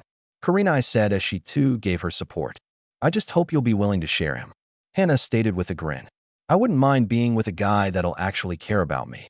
Plus I know he's strong, and that means we'd have strong pups together. The dog-like girl finished with a blush of her own. I might consider letting you share him with me, Hana-chan. Anko said with a devious smile. But I get him first, including his first kiss, first date, first blowjob, and his first child. She finished with a glazed expression and a little blood running down from her nose. I'd take that deal. Hana giggled out while Kurenai and Yugao looked back and forth between them with wide eyes. Well, it's getting late, and I gotta torture the brat some more tomorrow and see if we can't get another crank mission. Anko stated as she left the bar and headed home for a good night's sleep. I think I'll tease Naruto-kun a bit tomorrow, she thought with a grin as she slipped into bed and fell asleep to dreams of her with a child of her own that had very familiar blue eyes.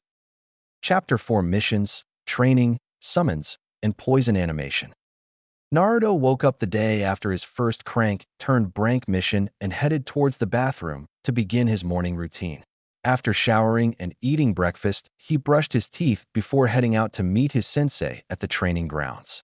Wonder what kind of training Anko sensei has planned for today, he wondered as he walked down the street towards the training grounds. Across the village, Anko was awaiting Naruto for morning training. I think I'll see everything the brat can do with his bloodline today. I don't want to be surprised by one of his techniques again, she thought as she leaned against a tree and munched on a stick of dango she had bought on the way there. After waiting for a few more minutes, Anko spotted Naruto entering the training ground with his hands in his pockets. "Good morning, Anko-sensei." He greeted with a smile as he gave her a respectful bow. "Morning, brat." She responded with a grin as she roamed his body with her eyes. "Yep, still a fine young man. With his respectful attitude, he'll make a great husband and a perfect father," she thought with a slight blush that Naruto barely noticed. Is Anko blushing? Naruto thought before shrugging it off. "So what are we doing today, Anko-sensei?" He asked her as he stood in front of Anko. "Today you're going to show me all of your bloodline techniques, so I don't get caught off guard like I did on our last mission," she replied as she gave him a playful glare. "I said I was sorry," Naruto replied as he rubbed the back of his head sheepishly. "Regardless, you're going to show me so I know what to expect from you," she said as she motioned towards the center of the training ground. "Yes, Anko-sensei," he replied before he moved to the center of the field and began producing a purple smoke from both his hands. Naruto completed a sequence of hand seals before speaking his jutsu's name. "Dokushu no Jutsu." 1. He said as the poison smoke began to move and twist into various shapes. "What does this do, brat?" Anko asked as she watched the poison move around Naruto's body. "This jutsu is the basis of several of my jutsu that move, like my Yudoku Yuko no Jutsu, without me moving them. By using this technique as the base of another technique, I can give it both a form and a more solid density. That's how my poison demon foxes are able to bite and actually pierce flesh. Any jutsu that uses this technique as a base is part of what I call my poison animation collection," he explained as he shifted the poison smoke into the kanji 4. "See, Anko-sensei?" as he smiled at her. "Impressive, brat," Anko remarked with a smirk. "What else can you do?" "I know that can't be it," she stated with a grin. "How about this?" Naruto questioned as he went through several hand seals before calling out, "Dokuryuden no Jutsu." 2. And exhaling a dragon of pure liquid poison towards a group of bushes and trees. The poison dragon splashed over the plants. Within moments, the plants were all withering and dying under the poison's power. "You created a Ryuden Jutsu with your bloodline?" Anko asked, slightly awed. It was no secret that the Ryuden Jutsu, such as the Suiton, Suryuden no Jutsu, or the Katon, Karyo Inden no Jutsu, were highly powerful jutsu that could potentially destroy entire enemy encampments when controlled properly. "Yeah, it takes a lot of chakra though. But I've heard that's common among the Ryuden Jutsu," Naruto replied as he prepared his next jutsu. "Here's another one I created, Anko-sensei," Naruto said as he called out, "Sarawigasu no Jutsu." 3. Before exhaling an oddly colored gas towards Anko. "You brat," she yelled before her eyes started to burn and she started sneezing, hacking, and coughing. When the gas cleared, Anko stumbled towards Naruto and took a swing at him. "You damn cough, brat. I'm going to cough, beat the shit out of, achoo you." Naruto dodged her wild swings before grabbing both of her hands and trapping them between both of their bodies in a hug. "What are you doing, cough, brat?" Anko questioned while trying to focus on him. "Just showing you another technique I came up with, Anko-sensei," Naruto answered before capturing her lips in a kiss. "The brat's actually kissing me. Why am I getting so drowsy?" was the last thought she had before falling unconscious. "I call that my Kurohormu Seppon 4, Anko-sensei," Naruto said as he set her down against a tree and began removing the poisons from her body with a chakra-covered hand. "Oh, what the hell hit me?" Anko mentally questioned as she regained consciousness. "Oh yeah, that brat gassed me, and when I tried to kick his ass he kissed me," she thought before bringing her hand to her lips and blushing. "Are you alright, Anko-sensei?" she heard a familiar voice ask. Quickly snapping her eyes open, she had Naruto pinned against the tree with a kunai to his throat. "Yeah, brat, I'm just fine," she said with a smirk as she saw him pale and begin to sweat. "Now, is that all the jutsu you have created with your bloodline?" she asked him flatly. "Yeah, that's all of them so far. The other few I have are still in the planning stages," he stuttered out as she began to lower her kunai. "I see," Anko said while she lowered the kunai all the way down to his crotch. "Anko-sensei, what are you doing?" Naruto questioned nervously as he tried to back away. "Oh, nothing. But I'd like to know what you plan to do now that you've stolen a kiss from me. I expect some kind of compensation," she said with a smirk as she pressed the kunai closer to his crotch. "What do you want?" "I'll do anything if you'll promise not to use that kunai right now," Naruto said as he looked down at the blade she had pressed to his crotch. I think a date is in order. You'll take me somewhere nice and treat me to dinner. Then you'll pay for the meal and walk me home like a gentleman. Yes, I think that'll just about make up for you stealing that kiss from me. Anko stated with a devious grin on her face. Sure, Anko-sensei. I'd be more than happy to do that for you. Naruto replied as he gave her his best smile. Well, his best smile, while she had a sharp kunai pressed against his crotch anyway. I expected no less than that from you. She replied with a grin as she put her kunai away. Now I want to see how far you've come with your summoning jutsu. Anko told him as she pushed him back towards the center of the clearing. Yes, Anko-sensei. Naruto responded as he thought back to the day he'd gotten approval to summon the Rat Clan. Flashback the day after Naruto met the Rat Summon. Naruto and Anko had just completed another day's worth of drank missions and were heading to the training grounds to get in some afternoon training. Once they'd gotten to the training ground they planned on using, they started a light warm-up before getting to the serious training. Suddenly, a puff of ninja smoke appeared in the middle of the clearing. Both Anko and Naruto were instantly on guard in case it was some kind of attack. To both of their surprise, the rat that had taken a nap in Naruto's hair the day before was sitting on top of the largest rat both of them had ever seen. Hey, Poison Man, how are you doing today? The small rat asked with a wave. Oh, it's just you. Anko said dismissively as she put her kunai away. Hey, what do you mean, just me? That's not nice, Snake Lady. The small rat whined as he pouted on top of the large rat's head. Hush now, Soki. We are here to present your poison friend with the contract per boss's orders. The large rat stated. Not that I'm unhappy about receiving a summoning contract or anything, but could you tell me why a rat that's almost as big as a horse is needed to allow me to sign it? Naruto asked as he stared at the giant rat. I'm the keeper of the contract, human. The large rat responded before lifting its head and showing them the scroll that was hanging from its neck like a necklace. The large rat removed the scroll from its neck before laying it on the ground and unrolling it.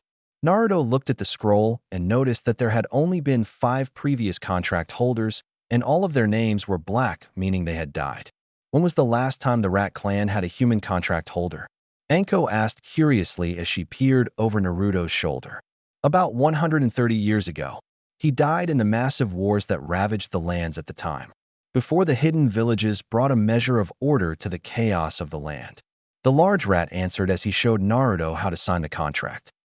After signing the contract in blood and leaving his right hand print on the scroll, the large rat rolled up the scroll and nodded to Naruto before disappearing in another puff of ninja smoke. So, your name is Naruto, right, Poison Man? Soki, the small rat, asked him as he sat before Naruto and looked him over.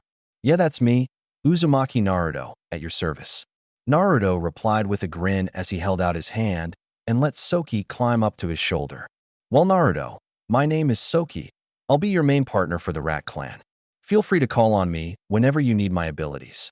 Soki responded as he scratched behind his ear with his back paw. What kind of abilities does the Rat Clan possess? Anko asked as she watched Naruto and Soki interact. Oh, we can do lots of things. Soki stated before hopping off Naruto's shoulder and landing on top of a training post nearby. For example, rats about my size are good for infiltration and subtle attacks, while larger rats, like the one I came with, are excellent frontline fighters. Other rats are gigantic and can smash through whole enemy encampments and fortresses. And our boss, while he's about the size of a bijou, he can take on entire armies of humans or several battalions of ninja. Soki explained as he looked at both Anko and Naruto. I see. So what should I do with the contract now that I've signed it? Naruto questioned as he looked between Anko and Soki. You need to train in summoning jutsu, brat. Once you're able to summon the boss, you'll need to work on summoning specific members of the clan. Some contracts even allow you to summon multiple members of the clan at one time. Anko explained as she looked to Soki for confirmation. Snake Lady is right, Naruto. Soki confirmed. Our contract can summon entire hordes of rats in one summoning. But you can't fully use the contract without the boss's approval. The only way to get the boss's approval, though, is to summon him and pass whatever test he decides to give you. Naruto nodded in understanding before asking if he should try to summon the boss. Not a good idea, brat. If you summon a boss animal this close to the residential area of the village, you'll cause a massive panic amongst the civilians, Not to mention that every ninja in the village would quickly surround the area and seal it off with multiple forms of barrier jutsu. Anko cautioned as Naruto quickly separated his hands from each other. Not to mention the fact that most people don't know about my clan's summoning contract. They might think they're being attacked by a bijou if the boss suddenly appeared in the middle of your village. Soki replied as he sat on the training post. Alright, so no summoning near the residential area of the village. Got it, Naruto said as he stood beside Anko. Well, I'd suggest summoning the boss soon. He doesn't like to be kept waiting, Soki told him while lying down on top of the training post. Alright then, Brat, we're going to see the Hokage about your new summoning contract. I'm sure he'll give you authorization to summon the rat boss once he designates a proper area for it, Anko stated as she started towards the Hokage tower. Hop on, Soki, Naruto said as his new rat summon jumped onto his shoulder before Naruto followed after Anko. After getting to the Hokage tower and making their way up to the Hokage's office, the trio were ushered into the office where Sarutobi was meeting with Koharu and Hamura. Anko and Naruto, what is it can I do for you today? I'm afraid you'll have to make it quick though, as I'm currently in a meeting, Sarutobi said as he gestured to his former teammates. Hokage-sama, my apprentice recently came into possession of a summoning contract for the Rat Clan, and I've come to you seeking authorization to use one of the large training grounds as the area for his first attempt to summon the contract's boss rat, Anko stated with a bow towards the aged leader. Is this true, Naruto?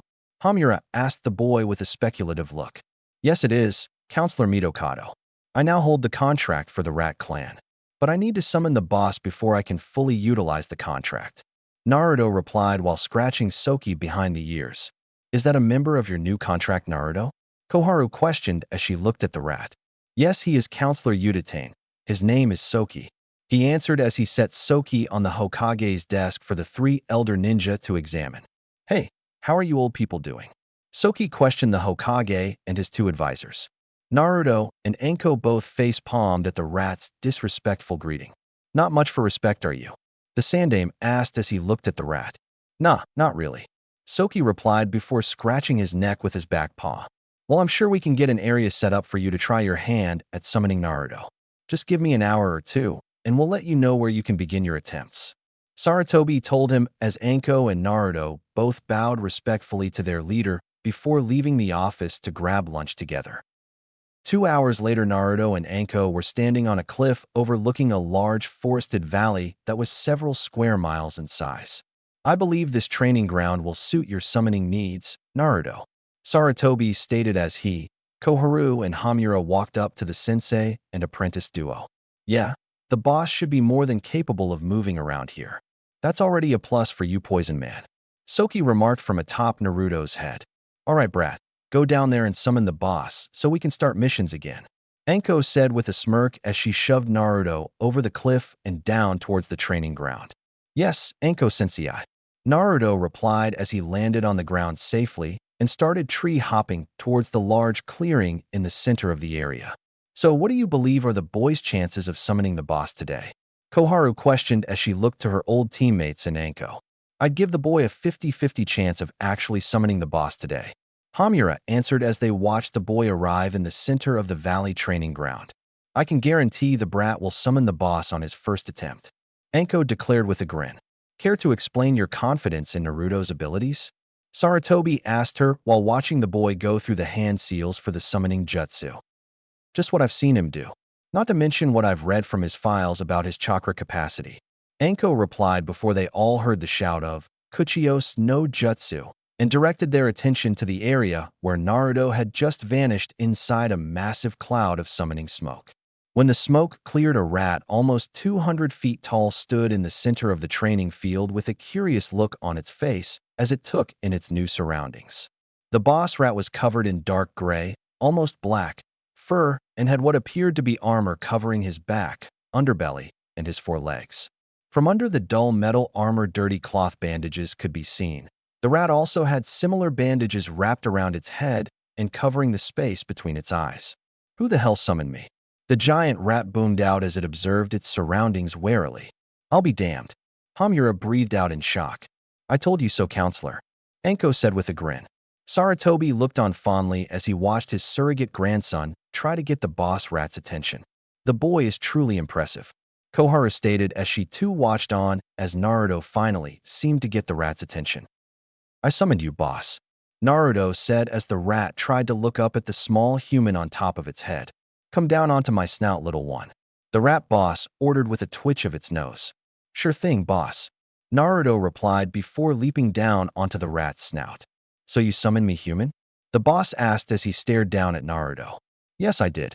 I'm hoping to gain your approval to summon your clan, Naruto answered with a bow of respect to the great beast before him. Your manners are excellent, boy. Let's check your scent to see what you're truly like, the giant rat said as he inhaled Naruto's scent and closed his eyes briefly. You smell of various poisons, sweat, the forest, and if I'm not mistaken, multiple flavors of ramen, the rat boss said as he opened his eyes again. Wow, Naruto stated with shock. You can tell all that with just a sniff? The rat boss gave a slight nod, so as not to displace Naruto, before replying. Yes, and your scent and the smells that come from you tell me much more about you. For example, the fact that you smell so heavily of sweat and the forest tells me you spend most of your time training, while the smell of poisons tells me what kind of weapons and techniques you specialize in.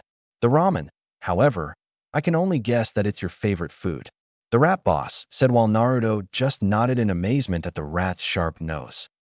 So, boss, what test are you going to give me so I can gain your approval? Naruto asked as he stared into the rat boss's eyes eagerly. Well, you've already passed 3 of my normal requirements. The first being that you summon me in an area I'd be comfortable in. This valley provides me ample space to move around and is full of wonderful scenery. The second requirement was your manners upon summoning me. Showing respect to me by bowing when we met proved that you're respectful when you need to be. The third requirement was your scent. The smells that prove you train day after day for hours on end allows me to know that my contract holder is strong enough to show the true strength of my clan. In truth, you've only one more requirement to meet before I give you my approval, the boss rat explained to the now grinning Naruto. What is it? I'll do my best to pass, boss, he stated as he practically shook in anticipation. Bring me a bottle of sake that's big enough to sate a being of my size, the rat boss said as Naruto and all the other humans watching face faulted. Are you serious, boss? Naruto questioned as he rubbed the back of his head. Of course, my final requirement is that you know how to properly reward a member of my clan for a job well done, the boss rat replied as he stared at the genin. Well, I guess that makes sense, Naruto said before looking back towards the boss. I'll be back in about an hour, boss. Can you wait that long? The rat boss simply lowered himself down until he was lying on the ground before replying. Sure thing. I'll enjoy the scenery and maybe get in a bit of a nap. By the way, child, my name is Soikuja. I'm Sokiken's father. Naruto quickly reached into his hair and pulled Soki out. You're this guy's father? He asked, surprised. Hey, old man, Soki said with a wave to his father. I expect you to assist young Naruto in his last test, Soki, Soikuja told his son with a pointed look. No problem, Dad, Soki replied with a grin. With that, both Naruto and Soki ran back to Enko, Sarutobi, Hamura, and Koharu. After telling them his plan to get the acceptable amount of sake and getting a loan from the Hokage, Naruto quickly ran to the sake brewery near the edge of the village. After telling them he wanted to buy 100 gallons of sake and showing them the money the Hokage loaned him, the brewmaster was more than happy to lead him to a tank containing 100 gallons of sake that was about to be bottled and distributed to various parts of the village. Naruto quickly paid the brewmaster before using a sealing scroll and sealing all 100 gallons inside. After thanking the brewmaster for the sake, Naruto and Soki headed back to the training ground to find that Sarutobi had come through on his end of the bargain and used one of the Doton jutsu he'd mastered over his many years as a shinobi to create a giant sake bottle out of clay. After unsealing the sake and letting it fill the newly created bottle, Soki jumped onto his father's nose and woke him up. I see you've gotten the sake. You've even had a bottle made for me. I must admit I'm impressed, Soikuja said as he picked up the massive bottle and took several sips. Not bad at all. All right, Naruto. You've met all my expectations, so I grant you full use of the Rat Clan's summoning contract. With that statement, both Soikuja and the giant sake bottle disappeared in a giant poof of ninja smoke. In flashback. After that day, Naruto had practiced his summoning jutsu several days out of every week. Kuchios no jutsu, he called out as he slammed his hand onto the ground. When the smoke cleared, Soki sat in the training ground and looked up at Naruto. "Hey Naruto, how've you been?" Soki asked as he climbed up Naruto's outstretched arm. "I'm good, Soki, how about you?" Naruto replied as he scratched behind Soki's ears and gave him a small bread roll he kept on him for when he had to summon any of the small rats. "I'm good," Soki replied as he started nibbling away on the roll. "What am I, not here or something?" Anko asked as she stared at the rat. "Oh, hey Anko. When did you get here?" Soki asked with a grin as he kept eating his roll. Yeah, good to see you, to rodent," she replied with a smirk as she looked at Naruto. "All right, brat.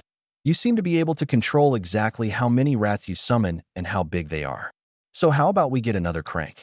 she asked with a grin. "Yes, sure. Sounds like fun, Anko sensei." Naruto replied as Soki climbed into his hair and started dozing. With that, both sensei and student made their way to the Hokage Tower to pick up a new mission. When the duo entered the mission office, they came across Team 7, Team 8, and Team 10 waiting to pick up mission of their own. It seemed, however, that Sasuke was arguing about the mission he had received and was currently holding up the other two teams' attempts to get a mission for themselves. "Damn it. I'm an elite Uchiha, and I demand a rank mission. If the Dobe can do one, then it should be easy for a ninja of my caliber." Sasuke yelled at the Chunin that was distributing the missions. To save the Chunin from having to explain why Sasuke couldn't have a rank mission, yet Naruto made himself known by answering for the Chunin. "It doesn't matter who you are, Sasuke team. You haven't done enough drank missions to even qualify for a crank, much less a brank," Naruto stated as he and Anko walked towards the desk. "That's what I've been trying to tell you for the last few minutes, Sasuke." Kakashi sighed as he partially looked up from his Ika book to admonish Sasuke. "You can't talk to Sasuke-kun like that." Both Ino and Sakura yelled at Naruto. Naruto simply started cleaning out his ear with his pinky, trying to get them to stop ringing. "Shut your mouths, you wannabe kunoichi," Anko shouted at the two fangirls. Sakura and Ino instantly shrunk back behind their teams to get away from Anko. "Sheesh, try and tell some emo Avenger the truth, and you have to deal with his rabid howler monkey fangirls." Naruto sighed as he put his hands back in his pockets. "I must admit I was surprised by your completion of a brank mission, Naruto-san," Asuma stated as he exhaled smoke from his cigarette. "It was a bit challenging, but with Anko sensei there it wasn't anything to really worry about," Naruto said humbly while rubbing the back of his head sheepishly. "From what Anko told me, you're the one who actually took out the entire bandit camp. You even took the head of a Kusagakure missing nin that was leading them, if I heard correctly," Kurenai stated as she looked at the boy with a grin. "Come on now, Kurenai-san, you're embarrassing me," Naruto said as he looked at the ground while scratching his right cheek. Besides, he was only a crank missing nin, a rouge chunin that had knowledge of some of Kusagakure's private jutsu. He wasn't really all that strong. All the other genin, besides Sasuke of course, had wide eyes at what they were hearing. But it was because he had said knowledge that Kusagakure has sent you the money to cover that man's bounty, Naruto, Sarutobi stated as everyone turned to look at the desk to see that the Chunin had been relieved by the Hokage himself. "Still as sneaky as ever, right Hokage?" Naruto remarked as Sarutobi smiled and handed him a scroll with the word bounty written in kanji on it, as well as a letter with Kusagakure's insignia on it. Naruto quickly opened the letter and absent-mindedly started reading it out loud. Letter from Kusagakure. "Dear Uzumaki Naruto, we in Kusa would like to thank you for ridding us of one of our more annoying missing nin. Bokusuchi Tanso, the missing nin you eliminated, held knowledge that could have been disastrous in the wrong hands. We as a village commend you for getting rid of him and his traitorous ways. If you would like, feel free to visit Kusagakure no Sato sometime in the future. We would enjoy meeting the man who helped our village maintain its secrecy." Enclosed in the scroll, which should be with this letter, is Tansu's bounty. His head was worth approximately 250,000 ryo, and it is all there for you to do with as you please.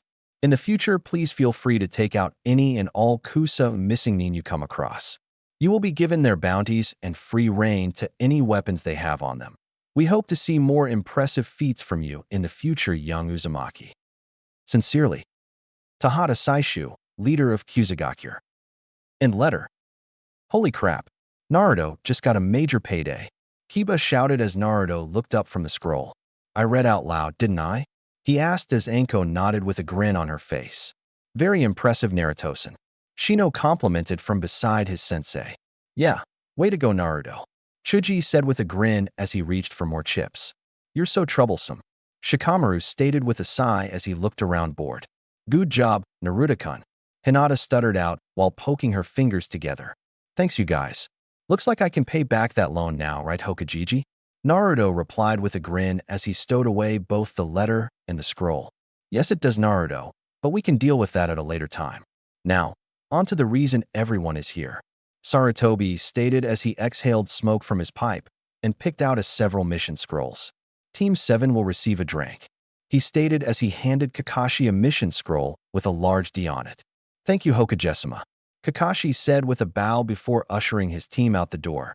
Team 8 has requested 2 drank missions for today, Sarutobi said as he handed Kurenai 2 mission scrolls. Thank you, Hokage-sama. Kurenai said with a bow as she and her team left the mission office. Finally, Team 10 has a drank mission as well, he said as he gave Asuma a mission scroll. Thanks, Pops. Asuma said with a slight bow as he led his team away. Now Naruto and Anko, I assume you two would like a crank, correct? Sarutobi asked while thumbing through the mission scrolls. Yes, sir, Hokage-sama. Anko stated with a smile as she gave a slight bow. I'm glad those two seem to be getting along so well, Sarutobi thought with a smile while looking through the missions he had available. Very well, I believe this mission will suit the two of you quite well. You'll be going to Himori village west of Konoha. It seems their police force is having some trouble getting rid of a local gang of thugs that have been plaguing the villagers. The police want the gang brought in alive so that they can be arrested and properly sentenced to imprisonment, Sarutobi explained while handing the scroll to Anko. Mission accepted, Hokage-sama. My apprentice and I will be back within a week. With that said, both Naruto and Anko bowed to the sandaime and left the office. Time skip 1 day later. After tree hopping for several hours and making camp for the night, which involved Anko teasing Naruto with a brief glimpse at her breasts inside the tent they shared, the two had made it to Himori the next morning. After meeting with both the village elder and the police chief and getting what info they could on the gang, which mainly involved the fact that the gang members seemingly disappeared when they were about to be caught, Anko and Naruto set out to complete their mission. It seems to me that these thugs have some way of escaping from the police that doesn't involve just running and hoping to get away. It wouldn't be wise to try and chase them all over town if we could just find their hiding place and flood the little punks with police officers, Anko mused as she and Naruto sat on top of the roof of the police station. Actually, I think I know a way we could do that, Naruto replied with a grin as he jumped off the roof and landed in the alleyway below. Anko quickly followed after him before he could get too far. So what's your big plan, brat? Anko asked as she and Naruto stood in an alley shielded from the view of the passing villagers. Well, I was thinking, wouldn't it be possible for these thugs to use the city's sewers as an escape route? I mean, every manhole leads to another one somewhere else. So if we could track one of them through the sewers, when they try and outrun the police sometime tonight, we could find their hideout and shut them inside with one of your Doton Jutsu, Naruto explained as he went through several hand seals. I see what you mean. Civilians rarely think about looking down when they're chasing someone. If these punks had the manholes set up beforehand, they could slip down them and cover them back up before the police noticed. Anko nodded in approval as she watched her apprentice finish his hand seals. Too bad for these thugs, I have the ultimate sewer dwellers on our side. Kuchios no Jutsu, Naruto said with a smirk as almost 100 average-sized rats appeared out of the cloud of ninja smoke. What do you need, Naruto? Soki asked from in front of the horde of rats. I need you guys to patrol the sewer systems around here and follow anyone that's using them. When you find out where they're going with them, come back and report to me or Anko, he said as all the rats, except Soki, saluted before scurrying down the currently open manhole between Naruto and Anko's feet. Now we just have to sit back and wait, right, brat? Anko asked with a grin while Naruto nodded. Yep, Soki and the others will know the entire layout of this sewer system in roughly an hour or so, and the thugs don't usually cause trouble until about an hour after sundown, which, by my estimation, isn't for another 3 hours. So I say we just hang out in the restaurant outside this alley until one of my furry friends reports in. he stated before walking out of the alley with Anko by his side. Sounds like a plan, Brat. Besides, a good meal sounds nice right about now. She replied as they both entered the restaurant to get some food. Almost 3.5 hours later, Soki climbed into Naruto's lap under the table he and Anko were sharing and whispered to him. Naruto, we found a guy running through the sewers a few minutes ago. He left the sewers and entered a house near the outskirts of the village. I'll show you where he is. From the sounds of it, there are a lot of other people in the house as well. Soki reported as Naruto smiled before slipping Soki a large roll with a slice of cheese between the two halves Naruto had cut it in. Excellent work, Soki. Tell the others that they can assemble back in the alleyway for their reward. Naruto whispered as he felt Soki hop off his lap before he stood up and told Anko to follow Soki. After several minutes of roof hopping, the two ninja found the house Soki and the other rats had designated as the thugs' hideout. So this is where the little punks are hiding? Anko asked with a raised eyebrow. Yep, about 70 people are currently inside from what the others have told me. Soki responded while finishing off his cheese roll. Well, I leave the entrapment up to you, Anko-sensei. Naruto said with an exaggerated bow. Humph, flattery will get you nowhere, Brat. She responded before she leapt down to the street and went through several hand seals. Doton, Kabamitsu no Jutsu. 5. Anko whispered before putting her hands on the ground. Suddenly, the ground around the house rose up into a hollow cylinder almost 40 feet high and 2 feet thick. The surprised shouts from the now trapped group of thugs filled the air as they tried in vain to find a way out of the giant earthen structure they found themselves in.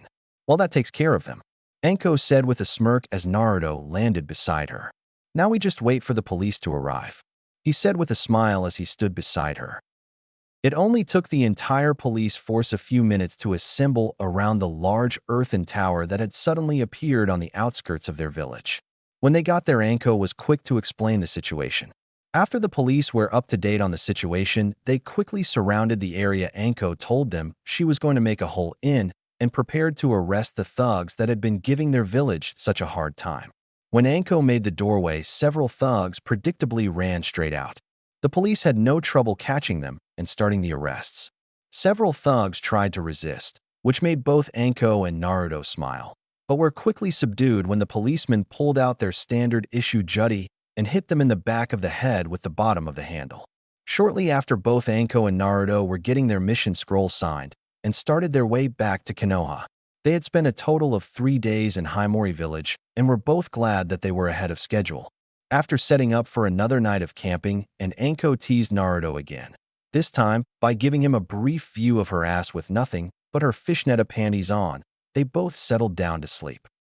The next morning, both Anko and Naruto broke camp and made it back to Konoha. After turning in their mission scroll and collecting their share of the payment, they both left the mission office. So, Brat, how about you take me on that date you owe me tomorrow night?